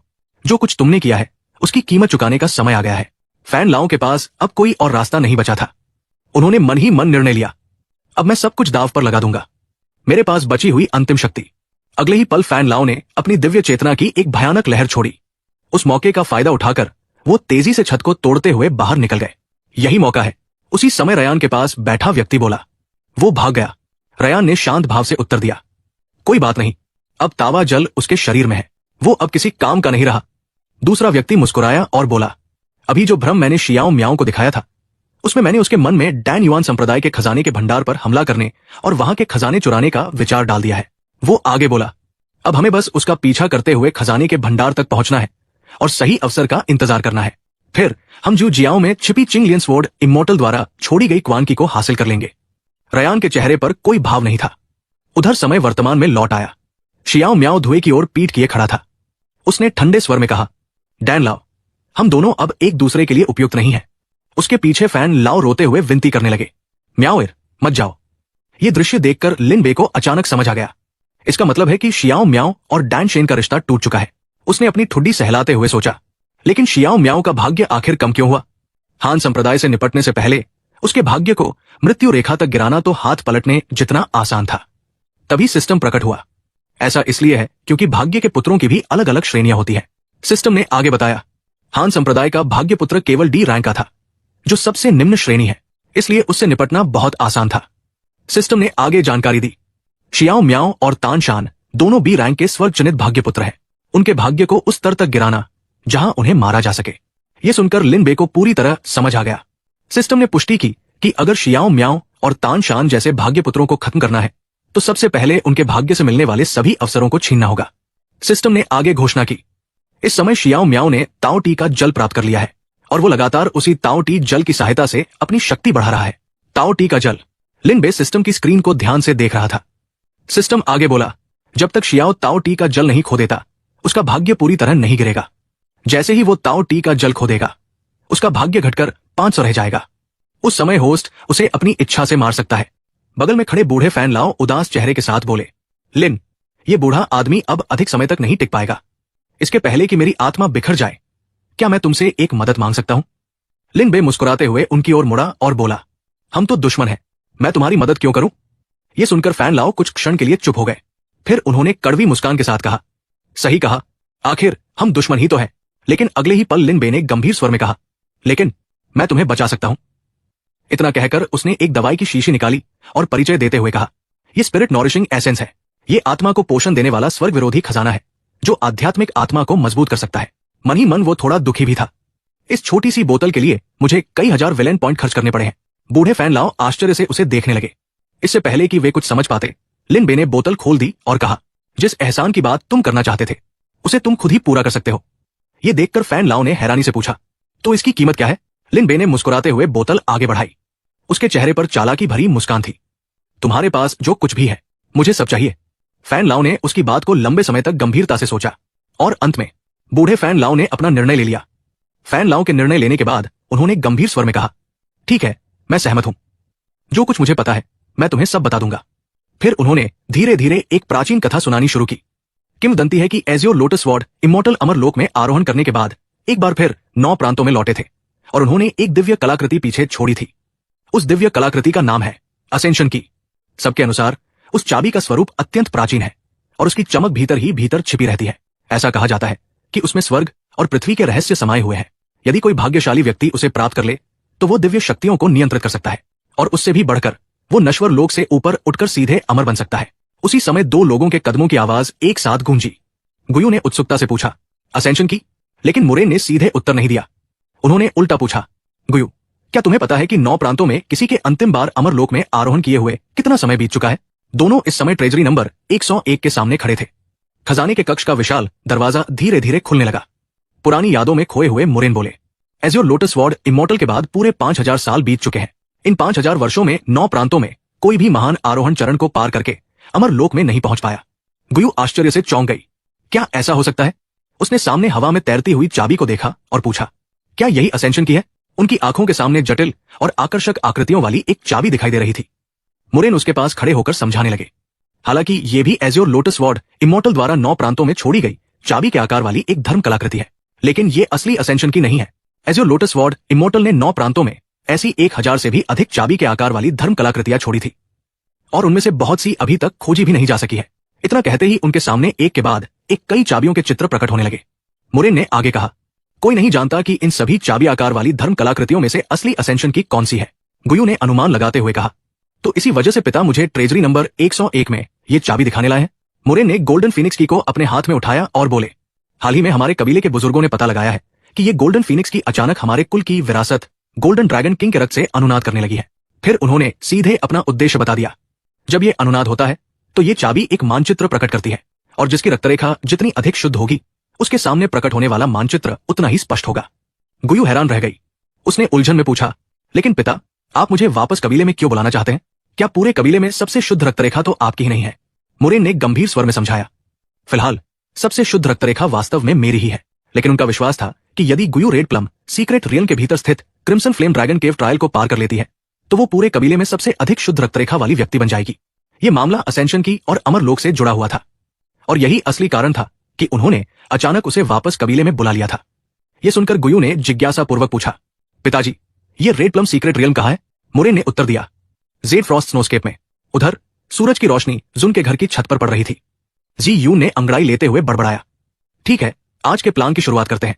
जैसा कि लोग कहते हैं, जो जल्दी उठता है वही फायदा उठाता है, या फिर पक्षियों की चहचहाट से परेशान होता है। जो भी हो, कुछ ही देर बाद जी यून खिड़की के पास आराम से बैठी हुई नीचे का नजारा देख रही थी। वो हैरानी से बोली, हूँ, नीचे इतना शोर शराबा क्यों हो रहा है? नोटिस बोर्ड के पास तो खासा हंगामा है। वास्तव में वहां लोगों की भारी भीड़ जमा थी। जी यून लोगों के बीच रास्ता बनाते हुए बोली, माफ करना, जरा निकलने दो, धन्यवाद। लेकिन जैसे ही उसकी नजर नोटिस बोर्ड पर पड़ी, वो चौंक उठी। क्या? वहां श्याओ म्याओ का वांटेड पोस्टर लगा हुआ था। गुयू ने अपनी थोड़ी सहलाते हुए कहा, अगर किसी को ढूंढना है तो तांजी संप्रदाय से मदद क्यों नहीं लेते? तभी बूढ़े फैन ने अपनी लौकी के अंदर से सिर बाहर निकाला और कहा, जरूरत नहीं, मेरे पास शायद श्याओ म्याओ को ढूंढने का एक तरीका है। जी यून उत्साहित हो गई। सीनियर डैन शेन, आपकी चोट कैसी है? फैन लाओ ने तुरंत सीना चौड़ा करते हुए कहा, चिंता मत करो लड़की, हालत गंभीर तो है, लेकिन मैं अभी भी थोड़ा बहुत घूम फिर सकता हूं। लिन बे ने आंखें घुमाते हुए सीधे मुद्दे पर आते हुए कहा, बूढ़े, तुमने कहा था कि तुम्हारे पास श्याओ म्याओ को खोजने का तरीका है, जल्दी बताओ। फैन लाओ ने धीमे स्वर में कहा, हालांकि श्याओ म्याओ मेरी अधिकांश यादें और शक्ति छीन चुका है, लेकिन सबसे महत्वपूर्ण चीजें अभी भी मेरे पास है। उन्होंने ताओटी जल की मूल शक्ति का एक बेहद छोटा अंश बाहर निकाला, फिर समझाते हुए बोले, जब तक श्याओ म्याओ इस आखिरी हिस्से को हासिल नहीं कर लेता, वो ताओटी जल को पूरी तरह नियंत्रित नहीं कर पाएगा। और जब भी वो उस शक्ति का इस्तेमाल करेगा, मैं इसी छोटे से अंश के माध्यम से उसकी स्थिति महसूस कर सकता हूं। फैन लाओ ने आत्मविश्वास से कहा, और इस समय मैं ताओटी जल की शक्ति महसूस कर रहा हूं। लिन बे ने शांत स्वर में पूछा, कहा? बूढ़े ने आंखें सिकोड़कर एक दिशा की ओर इशारा किया। उधर। गुयू ने उस दिशा को देखते ही पहचान लिया। वो तो हान्यू स्नोस्केप की दिशा है। लिन बे ने सिर हिलाते हुए कहा, ठीक कहा, चिंगजू सीक्रेट रियल भी हान्यू स्नोस्केप में ही स्थित है, और श्याओ म्याओ के पास उस सीक्रेट रियल का टोकन भी है। इसका मतलब है कि उसने अभी तक उस अवसर को छोड़ने का इरादा नहीं किया है। वो अंदर मौजूद खजाने के पीछे पड़ा है। जी यून तुरंत बोली, तो सीनियर ब्रदर, इससे पहले कि वो अपनी बात पूरी कर पाती, लिन बे फुर्ती से खड़ा हो गया। ठीक है, सब लोग तैयार हो जाओ, हम हान्यू स्नोस्केप की ओर निकल रहे हैं। याया, चलो। याया खुशी से चहक उठी। या उनके सामने एक विशाल शहर दिखाई दिया। अनगिनत पहाड़ों के बीच केवल एक ही रास्ता था जो पर्वत श्रृंखला के भीतर जाता था, और उसकी रक्षा एक काले किले जैसी नगरी कर रही थी, जिसे वुआंग सिटी कहा जाता था। वुआंग सिटी के अंदर मुख्य सड़क के सबसे अंत में लियाए पैविलियन नामक एक इमारत खड़ी थी। लेकिन लियाए पैविलियन कोई साधारण इमारत नहीं थी। यह विशेष रूप से साधकों के लिए बनाया गया एक सुरक्षित साधना स्थल था। इसके भीतर 3 प्रकार के डोंगफू उपलब्ध थे, अर्थ ग्रेड डोंगफू नंबर 71, अर्थ ग्रेड डोंगफू नंबर 72 और अर्थ ग्रेड डोंगफू नंबर 73। इन खूबसूरती से बने डोंगफू को किराए पर दिया जाता था, ताकि साधकों को शांति से साधना करने और आराम करने की जगह मिल सके। इसी बीच अर्थ ग्रेड डोंगफू नंबर 72 के अंदर एक युवक पद्मासन लगाकर साधना कर रहा था। तभी उसे बाहर से कुछ हलचल सुनाई दी। वो हैरानी से बड़बड़ाया, क्या हो रहा है? दीवारों के पार से आवाजें कैसे आ रही है? लियाए पैविलियन में तो कई परतों वाली रक्षात्मक संरचनाएं लगी हुई है। अचानक डोंगफू के भीतर एक दरार दिखाई दी। वो दरार धीरे धीरे बड़ी होने लगी, और उसी दरार के भीतर से श्याओ म्याओ का हाथ बाहर निकला। अगले ही पल वो युवक के पीछे प्रकट हो गया। उसके शरीर से भयानक ऊर्जा निकल रही थी, और उसने उस युवक को निगल लिया। जैसे ही वो युवक पीछे मुड़कर देखने वाला था, अर्थ ग्रेड डोंगफू नंबर 72 से एक दिल दहला देने वाली चीख गूंज उठी। उधर एक छोटी सड़क पर लोगों की भारी भीड़ उमड़ रही थी। श्वान ही सामने वाले व्यक्ति की ओर मुस्कुराते हुए हाथ हिलाकर बोला, यहां तो बहुत भीड़ है सीनियर ब्रदर। फिर उसने जिज्ञासापूर्वक सिर टेढ़ा करते हुए कहा, लेकिन हाल ही में वुआंग सिटी में बहुत सारे अजीब हत्या के मामले हुए हैं, और मरने वाले ज्यादातर स्वतंत्र साधक रहे हैं। ये भटकते हुए साधक बार बार वुआंग सिटी में चोरी छिपे क्यों आ रहे हैं? क्या उन्हें डर नहीं लगता? आखिरकार हाओ चेन ने जवाब दिया, जूनियर ब्रदर, साधना का मार्ग स्वर्ग के विरुद्ध चलने का मार्ग है, और जल्द ही 100 वर्षों में एक बार आने वाला हान्यू स्नो गॉड फेस्टिवल शुरू होने वाला है। वो मुस्कुराते हुए समझाने लगा। उस समय हान्यू स्नोस्केप की गहराइयों में मौजूद रक्षक बर्फीला तूफान शांत हो जाएगा, और 1 लाख हिम पर्वतों का वास्तविक स्वरूप प्रकट होगा। और उन बर्फीले शिखरों पर ऐसे कमल खिलते हैं जो बिना किसी दुष्प्रभाव के आयु बढ़ा सकते हैं। चाहे स्वयं उनका उपयोग करो या उन्हें साधना संसाधनों के बदले बेच दो, ये एक दुर्लभ अवसर है। चलते चलते हाओ चेन ने आगे कहा, और हान्यू स्नोस्केप में प्रवेश करने के लिए वुआंग सिटी से होकर गुजरना पड़ता है। इसी कारण रहस्यमयी हत्याओं के बावजूद और भी अधिक भटकते साधक यहां आ रहे हैं। ये सुनकर श्वान यी बोला, ओह, तो ऐसी बात है। उधर सामने भीड़ देखकर लिन बे को जिज्ञासा हुई। वो पास जाकर एक आदमी से पूछने लगा, भाई, ली परिवार की हवेली के सामने इतनी भीड़ क्यों लगी है? क्या हुआ है? उस आदमी ने जवाब दिया, हत्या हुई है, अंदर किसी को मार दिया गया। हाओ शेन और लिन बे दोनों जमीन पर पड़े शव को देखने लगे। वो आदमी लगातार बोलता रहा, अपराधियों के हौसले तो देखो। ली परिवार के इलाके में ऐसा काम करने की हिम्मत कर ली। तभी एक मोटा बूढ़ा व्यक्ति लाश की जांच करने आया। उसने उदासी से कहा, हाँ, इसमें कोई शक नहीं है। लियान पास आई और पूछने लगी, कोई सुराग मिला? मोटे व्यक्ति ने सम्मान से झुककर कहा, फर्स्ट मिस, इस पीड़ित की हालत शहर में हाल ही में हुई रहस्यमयी हत्याओं जैसी ही है। इसके शरीर की सारी आध्यात्मिक ऊर्जा और आत्मा बिना कोई निशान छोड़े गायब हो गई है। लिए जेन ने क्रोध में मुट्ठियां भींच ली। कोई मेरे इलाके में ऐसी घिनौनी हरकत करने की हिम्मत करता है? वो गुस्से से चिल्ला उठी, हरामजादे, तुम ली परिवार के नाम को बदनाम कर रहे हो। ये अक्षम्य है। इसके तुरंत बाद उसने अपने अधीनस्थों को आदेश दिया, ये मामला ली परिवार की प्रतिष्ठा से जुड़ा है, किसी भी कीमत पर इसकी पूरी जांच करो। और उस कमीने को समझा दो कि ली परिवार से टकराने की कीमत बहुत भारी पड़ती है। सभी ने एक स्वर में उत्तर दिया, जी फर्स्ट मिस, हम पूरी कोशिश करेंगे, हम आपको निराश नहीं करेंगे। उसी समय शहर की दीवार के ऊपर धीरे धीरे एक नाव दिखाई दी। फैन लाओ लिन बे के पास खड़े थे। दोनों कुछ देर तक चुप रहे। फिर फैन लाओ ने कहा, लिन बे, ग्लटन्स वाटर की प्रतिक्रिया के अनुसार 10 दिन हो चुके हैं, लेकिन शाओ म्याओ की स्थिति अब तक नहीं बदली है। लिन बे शांत स्वर में बोला, लगता है शाओ म्याओ वुआंग सिटी में छिपा हुआ है। तभी किसी की आवाज सुनाई दी, हेलो। फिर से मुलाकात हो गई।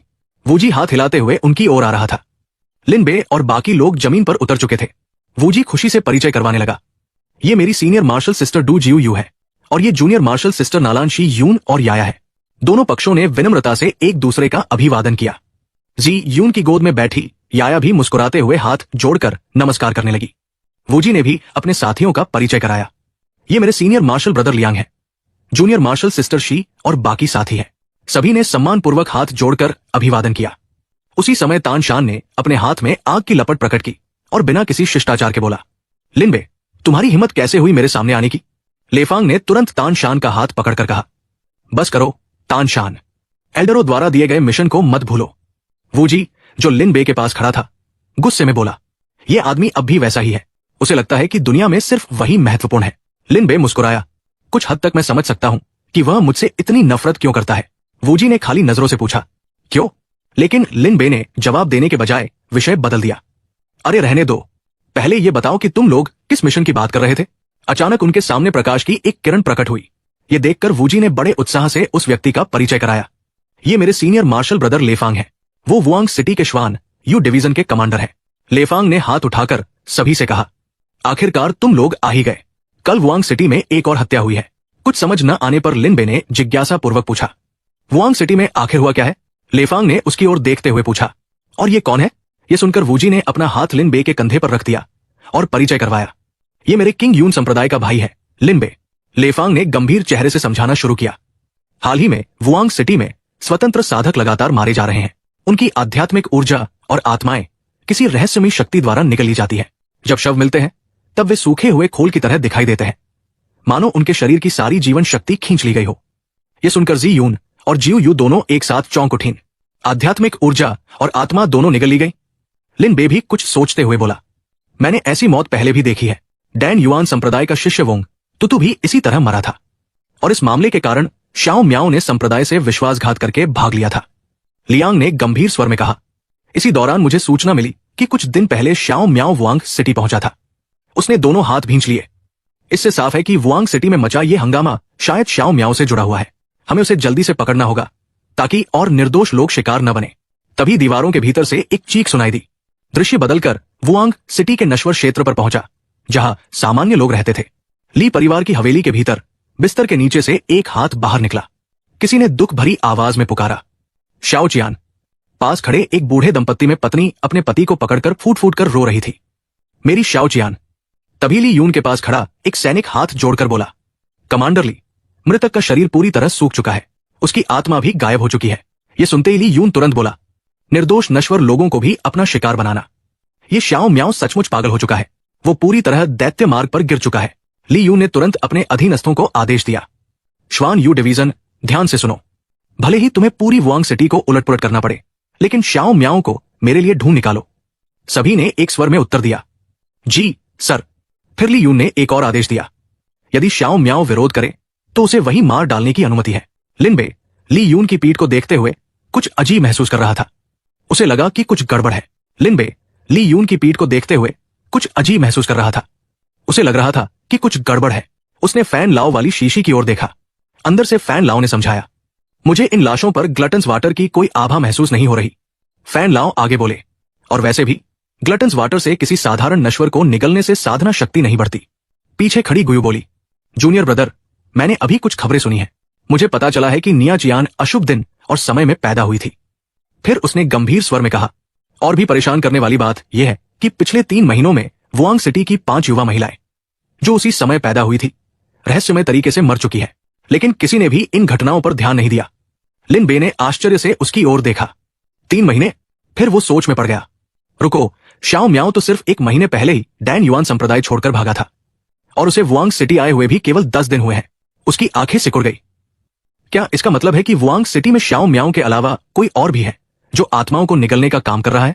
फिर उसने गुयू से पूछा, सीनियर सिस्टर, तुम्हें यह जानकारी कहां से मिली? गुयू ने लिए जेन की ओर इशारा करते हुए कहा, उस सीनियर सिस्टर ने मुझे बताया। फिर उसने मुस्कुराते हुए जोड़ा, और उन्होंने कहा कि वह तुम्हारी परिचित है। लिन बे थोड़ा हैरान हो गया। सीनियर लिए जेन? उसी समय मोटे आदमी ने चाय का एक कप परोसा। लिए जेन गंभीर चेहरे के साथ मेज के सामने बैठी हुई बोली, तो बात ऐसी है, पिल सिटी की नीलामी में घमंडी डैन युआन संप्रदाय का शिष्य शाओ म्याओ अब दुष्ट कला का अभ्यास कर रहा है और लाशों की आत्माएं चूस रहा है। उसने चाय की एक चुस्की ली और आगे कहा, वो डैन युआन संप्रदाय से भागकर वुआंग सिटी आ गया है और उसके पास चिंगझू सीक्रेट रियल का टोकन भी है। ऐसा लगता है कि शाओ म्याओ वुआंग सिटी में चिंगझू सीक्रेट रियल में प्रवेश करने के लिए आया है। तभी बगल में खड़ा मोटा आदमी भी बोल पड़ा। उधर ली परिवार के मोटे बुजुर्ग ने गुस्से में मुट्ठी भींचते हुए कहा, उसका मकसद चाहे जो भी हो, लेकिन वो एक गद्दार है जिसने ली परिवार के इलाके में लोगों की हत्या करने की हिम्मत की है। उसे तो मौत की तलाश है। दृढ़ निश्चय के साथ उसने कहा, यंग मिस, मैं परिवार के मुखिया से सहायता मांगूंगा और पूरे वुआंग शहर को उलट पुलट कर रख दूंगा। उस शाओ म्याओ को ढूंढकर उसके 100 टुकड़े कर दूंगा। लेकिन ली शियान ने उसे रोक दिया। इतनी जल्दी नहीं, पहले मैं कुछ सवाल पूछना चाहती हूं। लिन बे ने उत्सुकता से पूछा, सीनियर ली क्या पूछना चाहती है? फान लाओ वाली शीशी को देखते हुए ली शियान बोली, क्या तुम लोग डान युआन संप्रदाय से उसका पीछा करते हुए सीधे वुआंग शहर तक आए हो? डान शहर और वुआंग शहर के बीच 10,000 ली से भी अधिक दूरी है। तुम्हारे पास जरूर कोई खास तरीका होगा जिससे तुम शाओ म्याओ की सटीक लोकेशन जान पा रहे हो। इसके बाद उसने गंभीर स्वर में कहा, मैं वुआंग शहर के स्वामी से कहूंगी कि कुछ दिनों के लिए शहर को सील कर दिया जाए। अंदर आने की अनुमति होगी लेकिन बाहर जाने की नहीं। फिर उसने वादा किया, अगर तुम वुआंग शहर में शाओ म्याओ को खोजने में मेरी मदद कर सकते हो तो भविष्य में ली परिवार के सामर्थ्य के भीतर जो भी समस्या तुम्हारे सामने आएगी, हम अपने पूरे संसाधन लगाकर इस एहसान का बदला चुकाएंगे। ये सुनकर लिन बे और उसके साथी हैरान रह गए। लिन बे के मन में तो ऐसा लगा मानो पृथ्वी पर किसी सीईओ सिस्टम का मिशन सक्रिय हो गया हो। उसी समय सिस्टम की आवाज गूंजी, नया मिशन प्राप्त हुआ। शाओ म्याओ ग्लटन्स वाटर का उपयोग कर रहा है और लगातार अधिक शक्ति तथा ज्ञान प्राप्त कर रहा है। यदि यह जारी रहा तो उसकी खेती कई गुना बढ़ जाएगी और उसका भाग्य धीरे धीरे पुनः बहाल हो जाएगा। सिस्टम ने चेतावनी दी, होस्ट, ग्लटन्स वाटर को छीनो और शाओ म्याओ को मार डालो। यदि तुम असफल रहे तो तुम और तुम्हारे आसपास के लोग प्राणघातक खतरे में पड़ जाओगे। लिन बे का चेहरा गंभीर हो गया। उसने ली शियान से कहा, सीनियर ली, शाओ म्याओ और मेरे बीच गहरी दुश्मनी है। मैं अपनी पूरी शक्ति लगा दूंगा। फिर मुस्कुराते हुए बोला, लेकिन क्या सीनियर कुछ व्यावहारिक सहायता भी प्रदान कर सकती है? ली शियान ने बिना झिझक सहमति दे दी। जरूर, मैं अपना निजी खजाना भी खोल दूंगी ताकि तुम में से हर व्यक्ति अपनी पसंद का एक खजाना इनाम के रूप में चुन सके। उसने एक टोकन निकालकर कहा, यह टोकन तुम्हारे लिए है। वुआंग शहर में तुम्हारे सभी खर्चे मेरी तरफ से होंगे।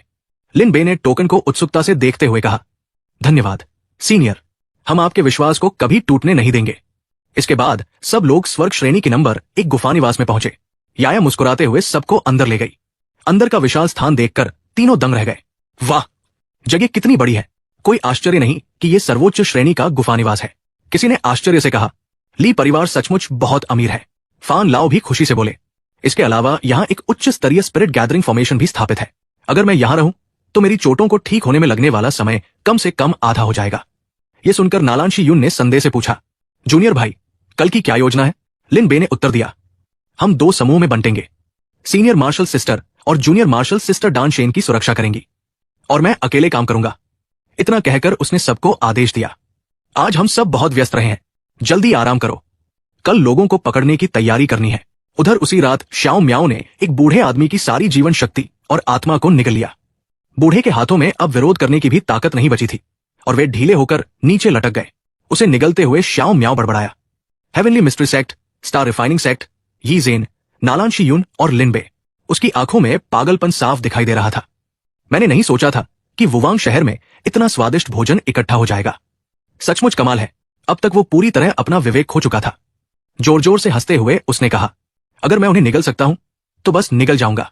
उधर शियून अपने आंगन में खड़ी थी। उसने हाथ हिलाकर लिन बे को विदा करते हुए कहा, सीनियर भाई, अकेले जाते समय सावधान रहना। लिन बे ने भी हाथ हिलाते हुए जवाब दिया, मुझे पता है, तुम लोग भी अपना ख्याल रखना। सड़क पर चलते हुए लिन बे ने देखा कि एक व्यापारी जड़ी बूटियां बेच रहा था। स्पिरिट इल्यूजन ग्रास, ताजा तोड़ी गई स्पिरिट इल्यूजन ग्रास।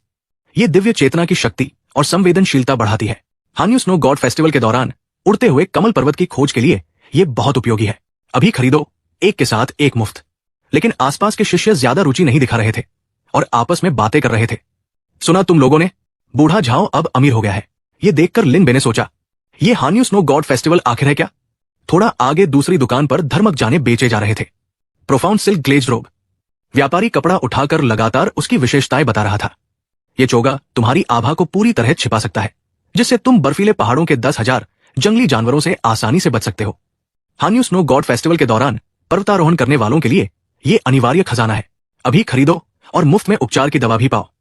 जल्दी करो, जल्दी करो। लेकिन राहगीर फिर भी खास दिलचस्पी नहीं ले रहे थे। किसी ने कहा, मैंने भी सुना है कि कुछ दिन पहले बूढ़े झाओं को स्नो माउंटेन सिटी के बाहर बर्फ में छिपी हुई एक अमर नौका मिली थी और उसने उससे बहुत धन कमा लिया। तभी लिन बे को समझ में आया कि पूरा वुवांग शहर इसी हान्यू स्नो गॉड फेस्टिवल के इर्द गिर्द घूम रहा है। इसी बीच एक मालिक सामान उठाए चल रही एक लड़की पर चिल्लाया, शाओ वू, सिर्फ 10 दिन बाद हान्यू स्नो गॉड फेस्टिवल शुरू होने वाला है। ये सारी चीजें हान्यू स्नो क्षेत्र में प्रवेश करने के लिए जरूरी है। हर सामान से बड़ा मुनाफा होगा, इसलिए जरा मेहनत से काम करो। शाओ वू चुप रही। वो आदमी फिर बोला, अगर तुम किसी से टकराकर सामान तोड़ दोगी तो 100 साल तक सामान ढोने के बाद भी उसकी कीमत नहीं चुका पाओगी। ध्यान न देने की वजह से शाओ वू का पैर अचानक एक चूहे के खोल पर पड़ गया। उसका संतुलन बिगड़ गया और वो जमीन पर गिरने लगी। नहीं, उसी समय वहां से गुजर रहे लिन बे ने बड़ी आसानी से उसके हाथों से गिरने वाला सामान पकड़ लिया। फिर उसने पूछा, तुम ठीक हो? शाओ वू मुस्कुराई, बच गई, धन्यवाद। दुकानदार ने भी राहत की सांस ली। उफ, बड़ा खतरनाक था। लेकिन अगले ही पल शाओ वू और लिन बे दोनों एक दूसरे को घूरने लगे। कुछ क्षणों तक दोनों कुछ नहीं बोले। फिर शाओ वू ने हाथ में पकड़े डिब्बे नीचे रखे और गुस्से से चिल्लाई, तू हरामी, तो ये तुम थे? दुकानदार घबराकर चिल्लाया, मेरा सामान। लेकिन उसकी बात पूरी होने से पहले ही शाओ वू सीधे लिन बे पर टूट पड़ी। गुस्से से उसकी आंखें लाल हो गई थी। लिन बे, तुम ही थे जिसने मुझे वो अजीब जहर खिलाया था। लेकिन लिन बे को इसकी बिल्कुल परवाह नहीं थी। उल्टा वो मन ही मन सिस्टम की तारीफ करने लगा। सिस्टम, जैसा कि एक सिस्टम प्रोडक्ट से उम्मीद थी, ये सचमुच मसल एनहांसिंग टाइप निकला। शाओ वू ने गुस्से में एक मुक्का लिन बे की तरफ चलाया, लेकिन लिन बे बड़ी आसानी से उससे बच गया। शाओ वू दहाड़ते हुए बोली, तुम्हारी वजह से मैं इस बदसूरत रूप में बदल गई। भाई तान ने भी मुझे छोड़ दिया। लिन बे ने उसके शरीर पर उभरी विशाल मांसपेशियों को देखा और मन ही मन सोचने लगा, ये मांसपेशियां तो बहुत ज्यादा बड़ी हो गई है। उसकी आंखें गंभीर हो गई। मुझे डर है कि अगर कोर फॉर्मेशन स्तर का कोई साधक भी इसका एक मुक्का खा ले तो उसकी हालत खराब हो जाएगी। लेकिन शाओ वू ने हार नहीं मानी। वो फिर से लिन बे पर झपट पड़ी और गुस्से से चिल्लाई, भागना मत, हरामी। उसी समय सिस्टम का पैनल अचानक सामने आ गया। शाओ वू के मन से अभी तक तान शान के लिए भावनाएं पूरी तरह खत्म नहीं हुई है। मिशन, शाओ वू और तान शान के बीच के संबंध को पूरी तरह तोड़ दो। यदि मिशन असफल हुआ तो तान शान का भाग्य तेजी से बढ़ जाएगा और होस्ट को मृत्यु का खतरा होगा। उधर शाओ वू का विशाल मुक्का लिन बे के चेहरे तक पहुंचने ही वाला था कि लिन बे ने शांत स्वर में पूछा, शाओ वू, क्या तुम इस मांसल और अजीब दिखने वाले रूप से छुटकारा नहीं पाना चाहती? ये सुनते ही शाओ वू अचानक रुक गई। उसकी मुट्ठी हवा में ही ठहर गई और वो आश्चर्य से लिन बे को देखने लगी। शाओ वू हैरानी से बोली, तुम मुझे फिर से पहले जैसा बना सकते हो? उसी समय छत पर छिपा श्याओ म्याओ दोनों की बातचीत पर नजर रख रहा था।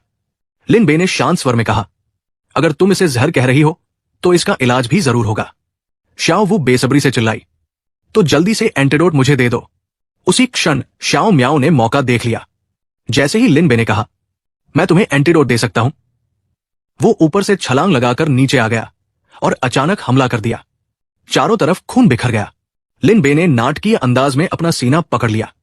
शाओ म्याओ, लेकिन अगले ही पल उसके चेहरे पर एक चालाक मुस्कान उभर आई। लिन बे गरज उठा, आखिरकार तुमने अपना चेहरा दिखा ही दिया। शाओ म्याओ भी पीछे हटने वाला नहीं था। व्यंग्य से भरे स्वर में उसने कहा, बस जरा सा और मैं तुम्हारा दिल निकाल ही लेता। इतना कहकर वो मुड़ा और भागने के लिए तैयार हो गया। अगले ही पल वो निंजा की तरह छतों पर छलांगे लगाते हुए भाग निकला। लिन बे बिना एक पल गवाए उसके पीछे दौड़ पड़ा। भागने की हिम्मत मत करना। पीछे पीछे शाओ वू भी चिल्ला रही थी, अरे वापस आओ, पहले मुझे एंटीडोट दो। उधर कुछ कुत्ते बक्सों के ढेर पर बैठे भौंक रहे थे। भौं भौ, काला कुत्ता बोला, सब लोग हमारे नए सदस्य तांग बुए का स्वागत करो। नीचे से दूसरा कुत्ता गाओ वांग भी बोला, भौं भौ, भाइयों को नमस्कार। फिर उसने पंजा एक सुरंग की तरफ बढ़ाया। भौं भौ, ये हमारी गांव स्क्वाड की गुप्त सुरंग है। केवल हमारे लचीले कुत्ते ही इसके अंदर आराम से आ जा सकते हैं। इंसानों को इसके बारे में कुछ पता नहीं है। बाकी कुत्ते खुशी से उछल पड़े। वाह, कमाल। लेकिन तभी श्याओ म्याओ वहां पहुंचा। बिना कुछ कहे वो सीधे उसी सुरंग में घुस गया। कुछ देर बाद लिनबे और श्याओ वू भी वहां पहुंच गए। दोनों ने एक दूसरे को देखा। माहौल थोड़ा अजीब हो गया। लिनबे ने हाथ फैलाकर कहा, पहले आप। श्याओ वू हड़बड़ा गई। नहीं नहीं, पहले आप जाइए। लिनबे बोला, तुम इंसान नहीं हो, इसलिए पहले मेहमान के तौर पर तुम जाओ। श्याओ वू गुस्से में बोली, तुम खलनायक हो, पहले तुम घुसो। लिनबे ने तर्क दिया, तुम खरगोश हो, बिलों में घुसने का काम तुम बेहतर कर सकती हो। आखिरकार उसने श्याओ वू की गर्दन पकड़ ली। बहुत हो गया, जल्दी अंदर जाओ, नहीं तो श्याओ म्याओ भाग जाएगा। मजबूरी में श्याओ वू अपने भारी शरीर के साथ सुरंग में घुस गई। कुत्ते खुशी से चिल्लाने लगे। भौ, छेद और बड़ा हो गया। श्याओ वू शिकायत करते हुए बोली, मैं तो श्याओ म्याओ को पकड़ना भी नहीं चाहती थी, मुझे कुत्तों के बिल में क्यों घुसना पड़ा। लेकिन लिनबे का ध्यान कहीं और था। श्याओ म्याओ का कोई पता नहीं था। तभी उसकी नजर पेड़ में फंसे कपड़े के एक टुकड़े पर पड़ी। उसने उसे उठाकर कहा, श्याओ म्याओ के कपड़े का टुकड़ा। फिर उसने कपड़ा श्याओ वू की ओर बढ़ाया। लो श्याओ वू, इसकी गंध सूंघ कर श्याओ म्याओ को ढूंढो। श्याओ वू ने अनजाने में कपड़ा सूंघ लिया, लेकिन अगले ही पल उसे एहसास हुआ कि वो क्या कर रही है। गुस्से से उसने कपड़ा जमीन पर फेंक दिया। मैं खरगोश हूं, कुत्ता नहीं। फिर वो भड़क उठी, और मुझे कुत्ते के बिल में क्यों घुसना पड़ा। मैं तो सिर्फ एंटीडोट लेने आई थी, जल्दी से एंटीडोट दो। लिनबे ने उसकी बात अनसुनी कर दी और मन ही मन सिस्टम से पूछा, श्याओ वू को पहले जैसा करने वाली गोली के लिए कितने विलेन पॉइंट्स चाहिए। सिस्टम ने तुरंत जवाब दिया, ब्यूटी रिस्टोर पिल, जो ट्रांसफॉर्मेशन पिल के सारे प्रभावों को खत्म कर सकती है, मांसपेशियों को सामान्य कर सकती है, रूप को पहले जैसा बना सकती है और सुंदरता भी बढ़ा सकती है। उसके लिए 10,000 विलेन पॉइंट्स चाहिए। लिनबे जम गया, इतना महंगा, मेरे पास इतने पॉइंट्स नहीं है। सिस्टम ने कहा, होस्ट, अस्थायी ट्रायल संस्करण भी उपलब्ध है। यह सुनकर लिनबे बोला, ठीक है, मैं तुम्हें एंटीडोट दूंगा। श्याओ वू ने संदेह से पूछा, सच। लिनबे मुस्कुराया, मैं तुम्हें एक अस्थायी एंटीडोट दूंगा, जिससे तुम कुछ समय के लिए अपने पुराने रूप में वापस आ जाओगी। श्याओ वू ने पूछा, लेकिन। लिनबे ने चालाकी से कहा, लेकिन मुझे चाहिए कि तुम तान शान की परीक्षा लो। मैं देखना चाहता हूं कि तुम्हारा प्यार कितना मजबूत है। कुछ देर चुप रहने के बाद श्याओ वू ने दृढ़ता से कहा, तान शान गेजे के लिए मेरा प्यार कभी नहीं टूटेगा। लिनबे हंस पड़ा, अटूट? वो तुम्हें छोड़ चुका है और फिर भी तुम अटूट कह रही हो। श्याओ वू गुस्से से चिल्लाई, ये सब उस दवा की वजह से हुआ जो तुमने मुझे खिलाई थी, वरना तान शान गेजे मुझे कभी नहीं छोड़ते। लिनबे ने व्यंग्य से कहा, बातों से कुछ नहीं होता, हिम्मत है तो परीक्षा ले लो। श्याओ वू तुरंत बोली, मुझे किस बात का डर, मैं अभी जाती हूं। लेकिन अचानक जमीन से एक हाथ बाहर निकला। कहां जा रही हो? श्याओ म्याओ ने उसका पैर पकड़ लिया। आज तुम कहीं नहीं जाओगी। लिनबे तेजी से पीछे हट गया। अरे, सिर्फ एक ही पकड़ पाया। श्याओ म्याओ अब भी जमीन के नीचे छिपा हुआ था। उसने सोचा, छोड़ो, पहले इसी खरगोश को खा लेता हूं। यह सुनते ही श्याओ वू भड़क उठी, तुम मुझे खरगोश कह रहे हो? उसकी टांगों की मांसपेशियां अचानक फूल गई। उसने पूरी ताकत से अपना पैर ऊपर खींचा और श्याओ म्याओ को भी जमीन से बाहर घसीट लिया। किसे खाना चाहता है? श्याओ म्याओ घबराकर पीछे हट गया। धत्तेरे की, इतनी भयानक ताकत। उधर लिनबे तलवार उठाकर हंसा। आखिरकार तुमने अपना चेहरा दिखाने का फैसला कर ही लिया। श्याओ म्याओ ने डरावनी मुस्कान के साथ कहा, छिपकर एक ही वार में शिकार खत्म करना, यही तो शिकार के नियम है। लिनबे सोच में पड़ गया। शिकार के नियम? उसी समय डान शेन की आवाज सुनाई दी, मैं जाग गया हूं। फान लाओ समझाने लगे, सिर्फ सांसी वाटर ही नहीं, बल्कि सभी विचित्र जल, अग्नि, धातु, लकड़ी और पृथ्वी को उल्टा नहीं किया जा सकता। गुयू ने हैरानी से पूछा, वो जवाब देने की बजाय दूसरा सवाल क्यों पूछ रहे हैं? फान लाओ बोले, क्या तुम लोग एक्सोटिक तत्वों की उत्पत्ति जानते हो? लिनबे ने पुस्तक की ओर देखते हुए कहा, दापिंग फांग तुजी के अनुसार ये स्वर्ग और पृथ्वी से पैदा हुए हैं। फान लाओ ने सिर हिलाया, लेकिन स्वर्ग और पृथ्वी का मतलब जरूरी नहीं कि सिर्फ वही दुनिया हो जिस पर हम खड़े हैं। यह सुनकर सब चौंक गए। फान लाओ आगे बोले, इससे पहले कि मैं इस हालत में पहुंचा, मैंने अकेले एक प्राचीन गुफा के खंडहरों की खोज की थी। उसके मालिक की पहचान कभी नहीं हो सकी, लेकिन वहां एक पत्थर की पटिया पर संदेश छोड़ा गया था। उस पर लिखा था, 9 प्रांतों में मूल रूप से कोई एक्सोटिक तत्व नहीं थे। 10,000 वर्ष पहले ब्लैक सी प्रकट हुआ और उसी के साथ ये एक्सोटिक तत्व 9 प्रांतों में उतरे। फान लाओ ने गंभीर स्वर में कहा, और वो गुफा मालिक ये भी खोज चुका था कि ये एक्सोटिक तत्व अभी भी सो रहे हैं, लेकिन यदि कुछ विशेष परिस्थितियां पूरी हो जाएं, तो उनमें छिपी प्राचीन इच्छा धीरे धीरे जागने लगती है। लिन बे की आंखें फैल गई। तो जिन विशेष परिस्थितियों की बात आप कर रहे हैं, क्या वो रिवर्सल है? फान लाओ ने सिर हिलाया। बिल्कुल सही। फिर उन्होंने आगे बताया, और उस गुफा के मालिक ने यह भी खोजा था कि बहुत दूर कहीं एक प्राचीन इच्छा अभी भी सो रही है। अगर कुछ खास शर्तें पूरी हो जाएं, तो वो भी धीरे धीरे जागने लगेगी। फान लाओ को अपना अतीत याद आ गया। उस समय जीवन और मृत्यु के बीच मेरा सौभाग्य था कि मेरी आत्मा जेड पत्थर के भीतर शरण लेकर बच गई और किसी तरह आज तक जीवित रही। वर्तमान में लौटते हुए लिन बे ने अपनी तलवार श्याओ म्याओ की ओर तान दी और गंभीर स्वर में पूछा, अभी तुम सच में श्याओ म्याओ हो? यह सुनकर सामने खड़ा व्यक्ति कुछ नहीं बोला। पास खड़ी श्याओ वू हैरान होकर बोली, अगर ये श्याओ म्याओ नहीं है तो फिर ये कौन है?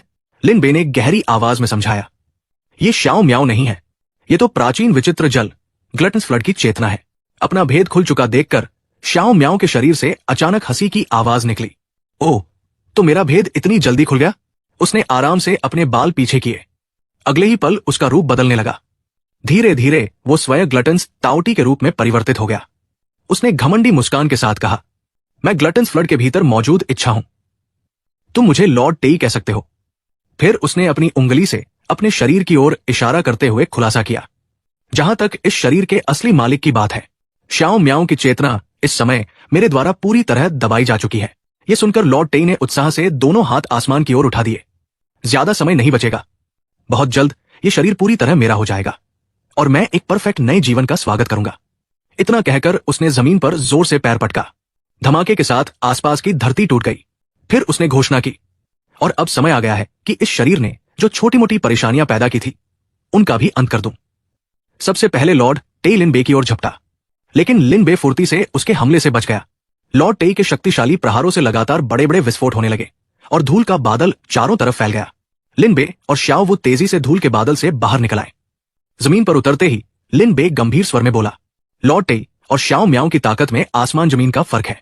उसने आगे समझाया, पिछले 1 महीने से श्याओ म्याओ ग्लटन्स फ्लड का इस्तेमाल करके दूसरों की साधना निकलता रहा है और अब उसकी शक्ति कोर फॉर्मेशन रियल्म के शिखर तक पहुंच चुकी है।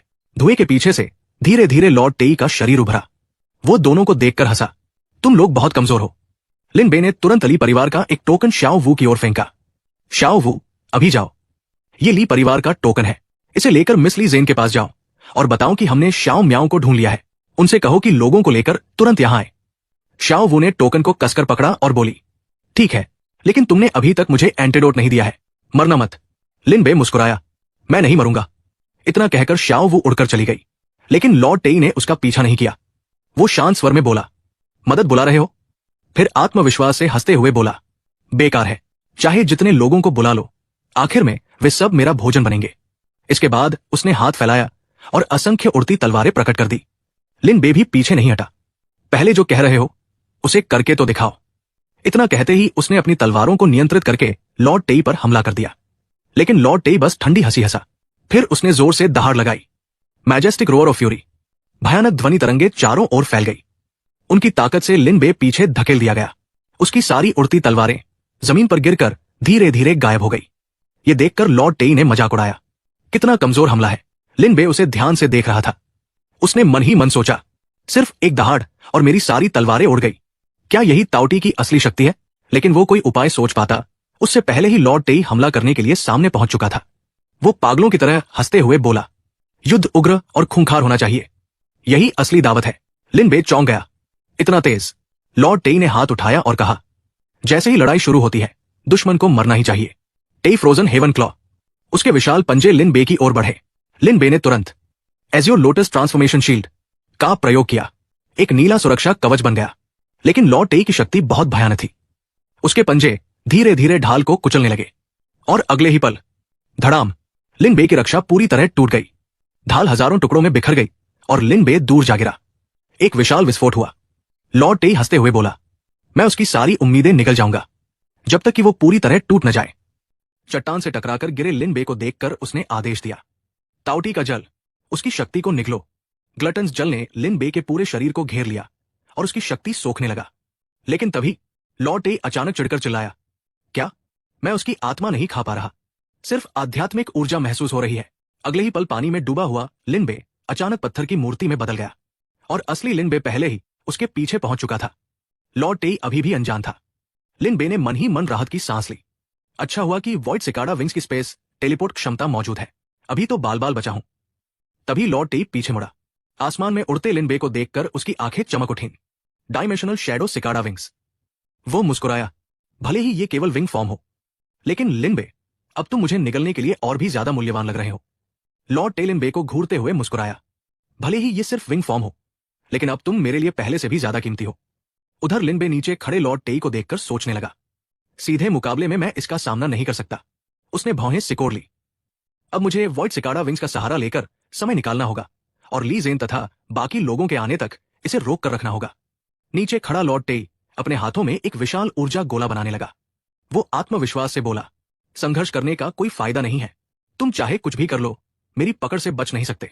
कुछ ही पलों में वो ऊर्जा गोला एक विशाल मुंह में बदल गया और उड़ते हुए लिन बे की ओर बढ़ा। टाउटी डिवोरिंग हार्ट फ्लेम। लिन बे तेजी से उसके हमले से बच गया, लेकिन अगले ही पल लॉर्ड टेई ने उस हमले को नियंत्रित करके वापस मोड़ दिया। वो विशाल मुंह लगातार लिन बे का पीछा करने लगा। नीचे से लॉर्ड टेई हंसते हुए बोला, बेकार है लिन बे, एक बार जिस पर यह हमला लॉक हो जाए, वो चाहे जहां भागे, ये उसका पीछा करता रहेगा जब तक उसे निकल न ले। लेकिन तभी लॉर्ड टेई के ध्यान न देने का फायदा उठाकर लिन बे अचानक उसके सामने प्रकट हो गया। लॉर्ड टेई चौंक गया, तुम।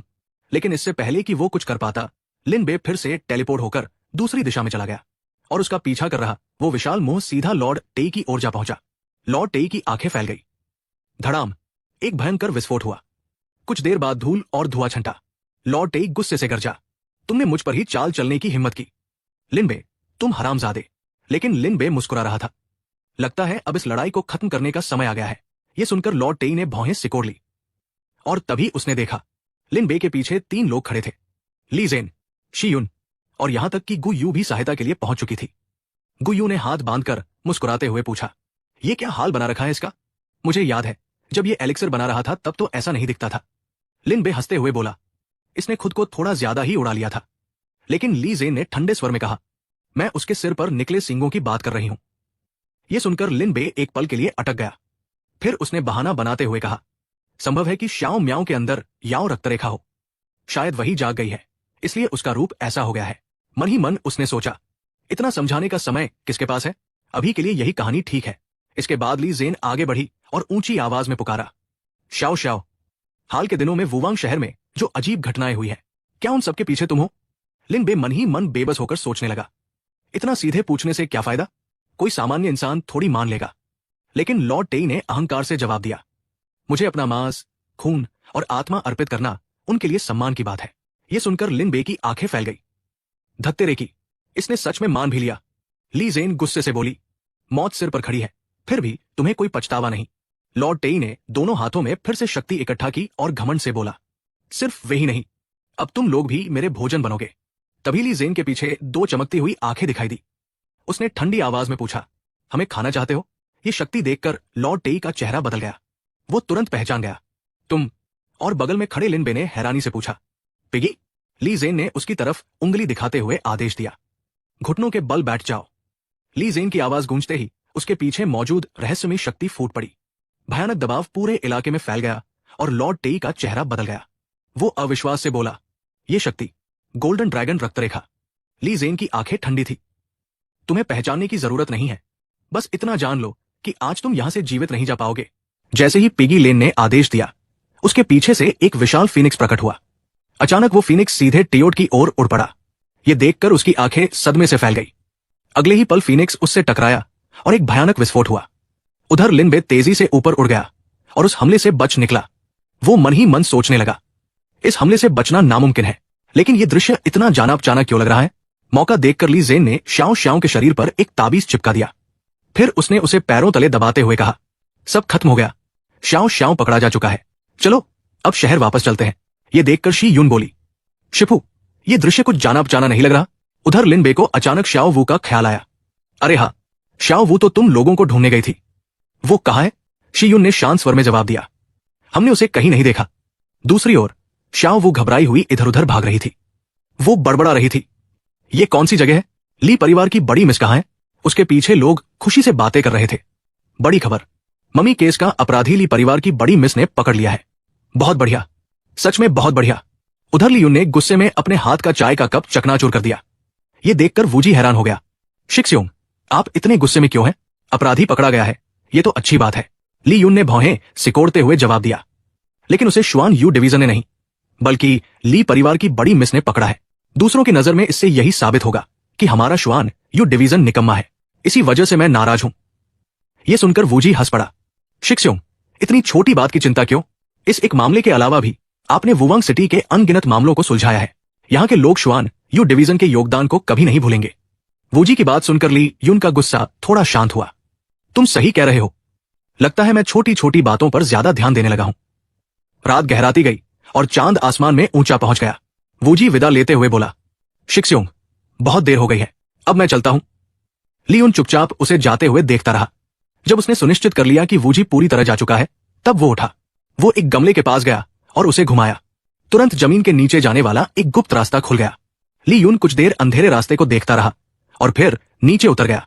लेकिन अंदर का दृश्य बेहद भयावह था। कमरे के खंभों से अनगिनत युवा महिलाओं की आत्माएं बंधी हुई थी। उन्हें देखकर उसने दांत पीसते हुए कहा, बस 3 और आत्मा खंडों की जरूरत है। जैसे ही 99 यिन शैटरिंग ऑडिटी फॉर्मेशन पूरा होगा, मैं आखिरकार स्पिरिट सेवरिंग रियल में प्रवेश कर जाऊंगा। फिर उसने गुस्से से शाप दिया, धत तेरे की, शाओ म्याओ, बेकार का कचरा, इतनी आसानी से पकड़ा गया। सुबह होते ही मुर्गे की बांग सुनाई दी। ली निवास के सामने जियून खुशी खुशी अपने हाथ में तैरते हुए धर्मक जाने को देख रही थी। उसका नाम था मूनलाइट व्हील। ये अर्धचंद्राकार आक्रामक जादुई खजाना था जो मून ब्लेड, स्पिरिट सेवर और मून शैडो क्लोन तकनीक का प्रयोग कर सकता था। दूसरी ओर गुयू को भी एक शक्तिशाली धर्मक जाना मिला था, सनलाइट व्हील। यह सूर्य के समान गोलाकार खजाना था जो सन ब्लेड, स्पिरिट शील्ड और सनलाइट क्लोन तकनीकों का उपयोग कर सकता था। और लिन बे को मिला था एक साधना ग्रंथ, इल्यूजन डबल बॉडी आर्ट। यह तकनीक साधक की 80% शक्ति वाला वास्तविक शरीर जैसा क्लोन बना सकती थी। उनके सामने खड़ी ली जेन मुस्कुराकर बोली, लगता है तुम सब इन उपहारों से संतुष्ट हो। तीनों ने एक साथ हाथ जोड़कर कहा, बहुत बहुत धन्यवाद सीनियर ली जेन। लिन बे ने उत्सुकता से पूछा, सीनियर, आप शाओ शाओ को कब फांसी देने वाली हैं? ली जेन ने धैर्य से समझाया, आज से 7 दिन बाद, snow mountain peak God sacrifice के दिन। उसी दिन फ्रॉस्ट जेड स्नोस्केप का प्रवेश द्वार खुलेगा, इसलिए कुछ तैयारियों में समय लगेगा। लिन बे ने फिर पूछा, तो क्या हम कल उससे मिल सकते हैं? ली जेन ने सिर हिलाया, नहीं, लेकिन पर्व से 1 दिन पहले मैं तुम्हें उससे थोड़ी देर के लिए मिलने की अनुमति दे सकती हूं। यह सुनकर लिन बे ने मन ही मन सोचा, लगता है किसी और को भी कुछ शक हो गया है। सीनियर ली जेन को शायद पहले ही कुछ सुराग मिल चुके हैं। ली जेन की मुस्कान देखकर लिन बे मन ही मन सोचने लगा, लगता है मुझे खुद ही चुपके से जाकर देखना पड़ेगा कि आखिर चल क्या रहा है। लेकिन वो कुछ कर पाता उससे पहले ही ली जेन अचानक उसके बिल्कुल पास आ गई और मुस्कुराते हुए पूछ बैठी, चुपके से कुछ करने का सोच रहे हो? लिन बे लगभग उछल पड़ा। वो हैरानी से बोला, सीनियर ली जेन, आप यहां? लेकिन तभी ली जेन का चेहरा गंभीर हो गया। उसे किसी की मौजूदगी का एहसास हुआ। उसने तुरंत लिन बे को चुप रहने का इशारा किया। शशश, कुछ मत बोलो, कोई आ रहा है। उसी समय नीचे 2 पहरेदार अचानक बेहोश होकर गिर पड़े। उनके सामने एक नकाबपोश व्यक्ति दिखाई दिया। वो कुछ देर वहीं खड़ा रहा और धूल के शांत होने का इंतजार करता रहा। फिर उसने सामने का दरवाजा खोला और अंदर प्रवेश कर गया। ये देखकर लिन बे और ली जेन भी तुरंत उसके पीछे पीछे अंदर घुस गए। लिन बे ने धीरे से पूछा, सीनियर ली जेन, आपको क्या लगता है ये कौन है? ली जेन की आंखें ठंडी हो गई। उसने धीरे से जवाब दिया, मम्मी केस का असली अपराधी। उधर नकाबपोश आदमी शाओ म्याओ के सामने खड़ा था। वो बुदबुदाया, तो यही है वराज जिससे लोग सूखी लाशों में बदल जाते हैं। उसकी नजर शाओ म्याओ के शरीर के भीतर मौजूद ताओटी के जल पर पड़ी। वो उत्साह से बोला, कौन सोच सकता था कि तुम्हारे पास ऐसा विचित्र जल है जो दूसरों की आध्यात्मिक शक्ति और आत्मा दोनों को निगल सकता है। उसकी आंखें लालच से चमक उठीं। अगर मुझे ये शक्ति मिल जाए तो भले ही मेरा गठन पूरा न हो, मैं इसी के सहारे स्पिरिट सेवरिंग रियल में प्रवेश कर सकता हूं। वो उत्तेजित होकर चिल्लाया, मूल रूप से मैं तुम्हें बचाकर अपने मोहरे के रूप में इस्तेमाल करना चाहता था। इतना कहते ही उसने रथ से बनी एक तलवार तैयार कर ली। लेकिन किसने कहा था कि तुम्हारे पास इतना आकर्षक खजाना होगा? उसने रथ की तलवार शाओ म्याओ की गर्दन पर रख दी और लालची हंसी के साथ बोला, अब ये विचित्र जल मेरा होगा। इसी क्षण छिपकर देख रहे लिन बे की आंखें सिकुड़ गई। उसकी उड़ती हुई तलवार बिजली की तरह बाहर निकली और सीधे नकाबपोश व्यक्ति पर हमला कर बैठी। नकाबपोश आदमी तुरंत चौंक गया और जोर से चिल्लाया, कौन है? नकाबपोश आदमी तुरंत चिल्लाया, कौन है? और अगले ही पल उसने अपनी रक्त तलवार घुमाकर लिन बे की उड़ती हुई तलवार को बीच से 2 टुकड़ों में काट दिया। ये देखकर भी लिन बे बिल्कुल शांत रहा। उसने ली जेन की तरफ देखते हुए पूछा, सीनियर ली जेन, आप आगे बढ़ेंगी या फिर मैं? ली जेन किनारे खड़ी मुस्कुराई और बोली, मैं तो तुम्हारा शिकार छीनने वाली हूं। लिन बे तुरंत सिर हिलाते हुए हंसा, ठीक है, तो फिर चलिए इस नाटक का पर्दा उठाते हैं। इतना कहकर वो बिजली की तरह आगे बढ़ा और सीधे उस नकाबपोश आदमी से भिड़ गया। दूसरी तरफ ली जेन चुपचाप खड़ी दोनों की लड़ाई को ध्यान से देख रही थी और मन ही मन स्थिति का आकलन कर रही थी। ऊपरी तौर पर ऐसा लग रहा था कि दोनों बराबरी से लड़ रहे हैं, लेकिन असलियत में उस नकाबपोश व्यक्ति की साधना लिन बे से पूरे एक स्तर ऊपर थी। अचानक उसकी रक्त तलवार से एक काली जंजीर निकल पड़ी। वो जोर से चिल्लाया, ब्लैक रॉक सोल लॉक। अगले ही पल वो जंजीर कसकर लिन बे के पूरे शरीर के चारों ओर लिपट गई। ये देखकर ली जेन की भौहें सिकुड़ गई। उसने मन ही मन सोचा, मुसीबत, लिन बे की ची अचानक बहुत तेजी से गिर गई है। ली जेन ने देखा कि जंजीरों में जकड़ा हुआ लिन बे का शरीर अचानक सुनहरी रोशनी में बदल गया और इससे पहले कि वो कुछ समझ पाती, असली लिन बे बिना उसकी नजर में आए ही नकाबपोश आदमी के पीछे पहुंच चुका था और हमला करने के लिए तैयार खड़ा था। तभी ली जेन को समझ आया, तो ऐसा है, जंजीरों में बंधा हुआ शरीर असली लिन बे नहीं था। वो उसकी ट्रांसफॉर्मेशन तकनीक से बना हुआ भ्रम में डबल बॉडी था, यानी एक क्लोन। ली जेन मन ही मन सोचने लगी, इस लड़के ने इल्यूजनरी डबल बॉडी आर्ट को सिर्फ एक दिन में सीख लिया। इस बच्चे का टैलेंट सच में असाधारण है। उधर जैसे ही लिन बे की तलवार नकाबपोश आदमी को काटने वाली थी, अचानक भयंकर लपटों का एक विस्फोट हुआ। धड़ाम! उस अप्रत्याशित आग ने सीधे लिन बे के हमले को रोक दिया। लिन बे का चेहरा बदल गया और वो तुरंत पीछे की ओर छलांग लगाकर दूरी बना गया। लिन बे ने भौहें सिकोड़ते हुए हैरानी से कहा, ये तो। तभी ली जेन उसके सामने आकर बोली, crimson flame armour, scarlet flame संप्रदाय की सबसे प्रसिद्ध तकनीक, जिसमें आक्रमण और रक्षा दोनों एक साथ शामिल है। फिर उसने गंभीर स्वर में कहा, इस स्कारलेट फ्लेम संप्रदाय के शिष्य की शक्ति तुमसे एक पूरे स्तर ऊपर है, लिन बे। उधर नकाबपोश व्यक्ति का मुखौटा भी उतर चुका था। ली जेन ने बिना समय गवाए अपनी बात साफ कर दी, अब मुझे पूरा यकीन हो गया है कि पिछले कई महीनों से युवा लड़कियों की आत्माएं चुराने वाला कौन है। श्वान यू डिवीजन का कमांडर और स्कारलेट फ्लेम संप्रदाय का शिष्य ली यून। अपनी पहचान उजागर होते ही ली यून का चेहरा क्रोध से विकृत हो गया। वो घूरते हुए बोला, तो मेरी पहचान आखिर सामने आ ही गई। इतना कहकर वो बिजली की गति से तलवार लेकर ली जेन की ओर झपटा। जब तुम इतना सब जान ही गए हो तो मुझे तुम सबको मारना ही पड़ेगा। लेकिन ली जेन के चेहरे पर डर का नामो निशान नहीं था। वो एक कदम आगे बढ़ी और शांत स्वर में बोली, ली यून, तुम मुझे मारोगे? अगले ही पल धड़ाम! उसने एक जबरदस्त लात मारी और ली यून सीधे जमीन में धंस गया। चारों ओर धूल का गुबार उड़ गया। ली जेन भौहें सिकोड़ते हुए बोली, तुम अभी भी? ये दृश्य देखकर लिन बे दंग रह गया। दोनों कुछ देर सामने बनी विशाल दरार को चुपचाप देखते रहे। फिर ली जेन ने कहा, अजीब है, कोई हरकत क्यों नहीं हो रही? लिन बे ने जिज्ञासा पूर्वक पूछा, सीनियर, कहीं आपने उसे गलती से मार तो नहीं दिया? इतना कहकर वो ली यून की तरफ बढ़ने लगा। मैं जाकर देखता हूं। लेकिन जैसे ही वो पास पहुंचा, उसकी आंखें फैल गई। क्या? ली जेन ने शांत स्वर में पूछा, क्या हुआ? लिन बे पलटकर उसकी ओर देखने लगा। उसकी आंखों में आश्चर्य साफ दिखाई दे रहा था।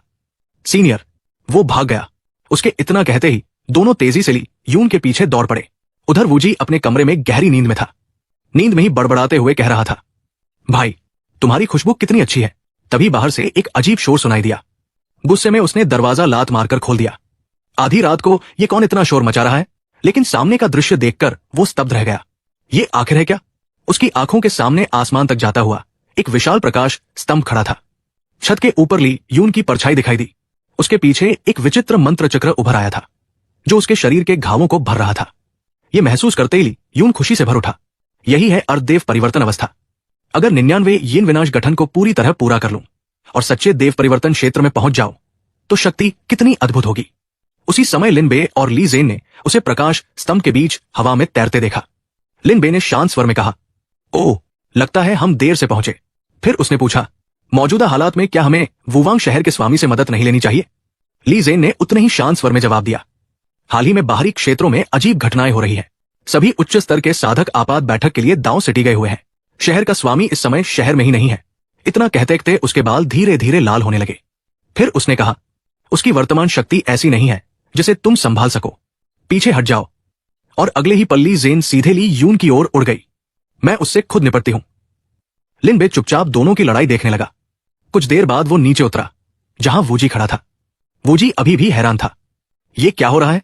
सीनियर ली ज़ेन, मेरे सीनियर मार्शल भाई से क्यों लड़ रही है? लिन बे ने बिना घुमाए फिराए जवाब दिया। तुम्हारे सीनियर मार्शल भाई ली यून ने इंसानों की जान लेकर एक दुष्ट गठन सक्रिय किया है। वो पूरी तरह राक्षसी मार्ग पर गिर चुका है। वूजी स्तब्ध रह गया। ये कैसे हो सकता है? तभी ली फांग को कुछ अजीब लगा। उसने पूछा, तान शान कहाँ है? वूजी ने पीछे देखा और हैरानी से बोला, है, अभी तो वो मेरे पीछे ही था। असल में तान शान किसी दूसरी दिशा में उड़ चुका था। उसने दूर उस इमारत की तरफ देखा और बुदबुदाया, वही है। कुछ ही क्षण बाद वो छत के एक छेद से अंदर घुस गया। जमीन पर उतरते ही उसके मुंह से निकला, आ। उसी समय लिया ने पीछे मुड़कर उसकी ओर देखा और मुस्कुराया। मैं तुम्हारा ही इंतजार कर रहा था, तान शान। तान शान ने अपने वस्त्रों में हाथ डालकर कुछ निकाला और पूछा, हम हमेशा चिंग यून संप्रदाय के आसपास ही सौदा करते थे। इस बार इतनी दूर आने की क्या जरूरत थी?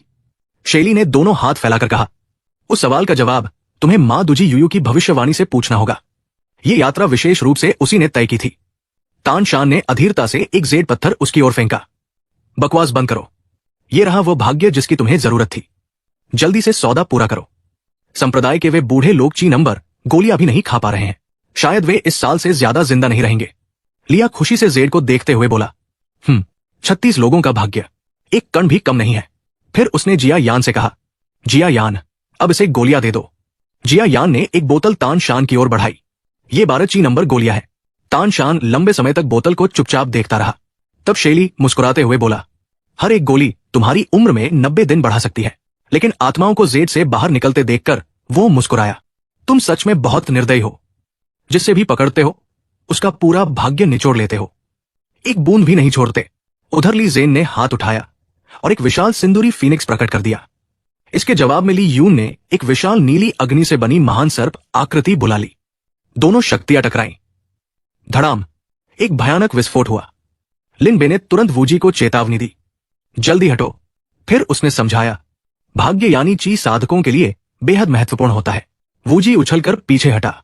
लिन बे आगे बोला, जिन साधकों का भाग्य मजबूत होता है उनके सामने अवसरों की कभी कमी नहीं होती। लेकिन जिनका भाग्य कम होता है उनका जीवन हमेशा बदकिस्मती से भरा रहता है। उधर कमरे में छिपा हुआ लियांग भी नीली आग की लपटों में घिर गया। और तभी किसी ने जोड़ते हुए कहा, और जिन साधकों का भाग्य शून्य हो जाए उन्हें बस एक ही वार काफी होता है। कुछ ही पलों में नीली लपटों ने लियांग के पूरे शरीर को निगल लिया। ये देखकर वूजी घबराकर चिल्लाया, अरे ली फांग। ली फांग पूरी ताकत से संघर्ष करते हुए चीखा, वूजी मुझे बचाओ। उधर तान शान ने ऊपर खड़े जिया यान की ओर खाली निगाहों से देखा। जिया यान ने हाथ बांधते हुए ठंडे स्वर में डांटा, सौदा खत्म हो चुका है, फिर अभी तक यहां से दफा क्यों नहीं हुए? ये सुनकर तान शान प्रकाश की किरण बनकर उड़ गया। लेकिन छत पर पहुंचकर वो अचानक रुक गया। उसने मन ही मन सोचा, अगर मैं गलत नहीं हूं तो वहां लटका हुआ आदमी शाओ म्याओ है। नीचे देखते हुए तान शान बुदबुदाया, उन्हें शाओ म्याओ से क्या काम है? फिर उसने एक छोटी सी पगोड़ा निकाली और कहा, गोल्डन कोर विचित्र घटना 9 फोल्ड सोल पगोड़ा। उसने अपने हाथ में पकड़ी पगोड़ा की ओर देखते हुए कहा, छठा स्तर, 6 ईयर्ड कीड़ा। इतना कहते ही पगोड़ा से एक अजीब कीड़ा बाहर उड़ाया। 6 ईयर्ड कीड़ा अनजान जगहों में घुसने और बिना पकड़े जाने की अपनी क्षमता के लिए प्रसिद्ध था। बस उसकी एक ही कमजोरी थी, उसे बहुत अधिक आध्यात्मिक ऊर्जा की आवश्यकता पड़ती थी। तान शान उसे देखते हुए सोचने लगा, मेरी विचित्र घटना 9 दानवी प्राणियों को सील करके उन्हें अपने अधीन कर सकती है। मैं तो लिटिल वू के रूपांतरण प्रतिभा जागने के बाद उसे सील करना चाहता था। लेकिन कौन जानता था कि वो एक बदसूरत और बेकार चीज निकलेगी जिसमें कोई प्रतिभा ही नहीं है। फिर उसने 6 ईयर्ड कीड़े को ठंडे स्वर में आदेश दिया, अब पता लगाऊं कि इन लोगों का असली उद्देश्य क्या है। अगले ही पल वो कीड़ा बदलकर जिया यान के हाथ में एक आग का रूप ले चुका था। जिया यान बोला, गुप्त निगरानी के अनुसार यहां एक भी आत्मा मौजूद नहीं है। 6 ईयर्ड कीड़ा उसके चारों ओर चक्कर लगाने लगा और बोला, अब हम कार्रवाई शुरू कर सकते हैं। इसके बाद वो उड़कर दूर चला गया। शेली जिया यान के पास आया और बोला, ठीक है जिया यान, अब तुम शाओ म्याओ के भाग्य द्वारा उसे मिले आशीर्वाद और किस्मत को छीन सकते हो। ताई को मैं संभालूंगा, मैं उसकी परलोक शक्ति निकालना चाहता हूं। फिर उसने शाओ म्याओ की तरफ देखते हुए फैसला किया, जहां तक शाओ म्याओ का सवाल है उसे पैतृक भूमि पर ले जाओ और शुद्ध करके एक दानवी पात्र में बदल दो। ये सब देखकर तान शान के मन में संदेह पैदा हुआ। इन लोगों के शरीर से अत्यंत शुद्ध और गहरी संप्रदायीय शक्ति की आभा निकल रही है, लेकिन असल में ये लोग तो शैतान हैं। दूसरी तरफ ली यून अपनी नई शक्ति का आनंद लेते हुए उत्साहित था। उसने अपना नेसेंट सोल धर्म रूप प्रकट किया। एक विशाल गदा बनाते हुए वो गरजा, थंडर हेवन क्लब। ये देखकर ली जेन भी हैरान रह गई। ली यून ने एक भयावह मुस्कान बिखेरी और पूरी ताकत से गदा नीचे दे मारी। धड़ाम, एक भयानक विस्फोट हुआ। नीचे से लिन बे घबराकर चिल्लाया, सीनियर ली जेन। फिर उसने तुरंत सिस्टम को पुकारा, धत तेरे की सिस्टम, जल्दी सामने आ। क्या सीनियर ली जेन की मदद करने का कोई तरीका है? सिस्टम ने तुरंत चेतावनी दी।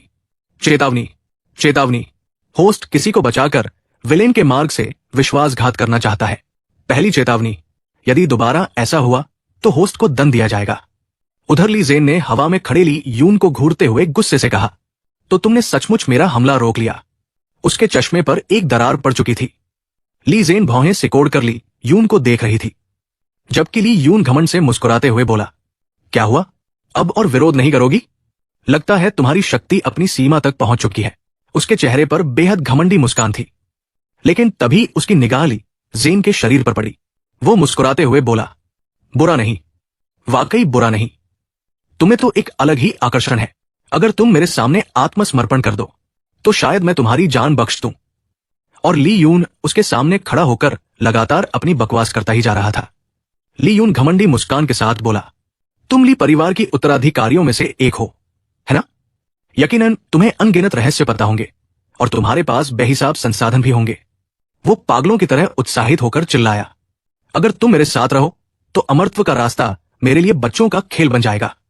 मैं स्वर्ग के शिखर पर खड़ा होकर सभी जीवों के ऊपर राज करूंगा। उधर दूसरी तरफ लिन बे के दिमाग में अचानक एक आइडिया आया। उसने तुरंत सिस्टम को पुकारा, ओए निकम्मे सिस्टम, मैं ली जेन को बचाना चाहता हूं। कोई तरीका है क्या जिससे उसे इस कमीने ली यून के हाथों में पड़ने से बचा सकूं? मैं उसे उस गंदे आदमी के हाथों में नहीं जाने दूंगा। कुछ देर बाद सिस्टम की आवाज गूंजी। अनुरोध प्राप्त हुआ। मिशन तैयार किया जा रहा है। मिशन तैयार। जीवन का ऋण शरीर से चुकाओ। ली जेन को ली यून से बचाओ और उससे मास्टर 7 कॉन्ट्रैक्ट पर हस्ताक्षर करवाओ। इनाम 10,000 विलेन पॉइंट्स। ली जेन ने कागज उठाकर पढ़ा, फिर बोली, लेकिन ये गुप्त कला थोड़ी अजीब है।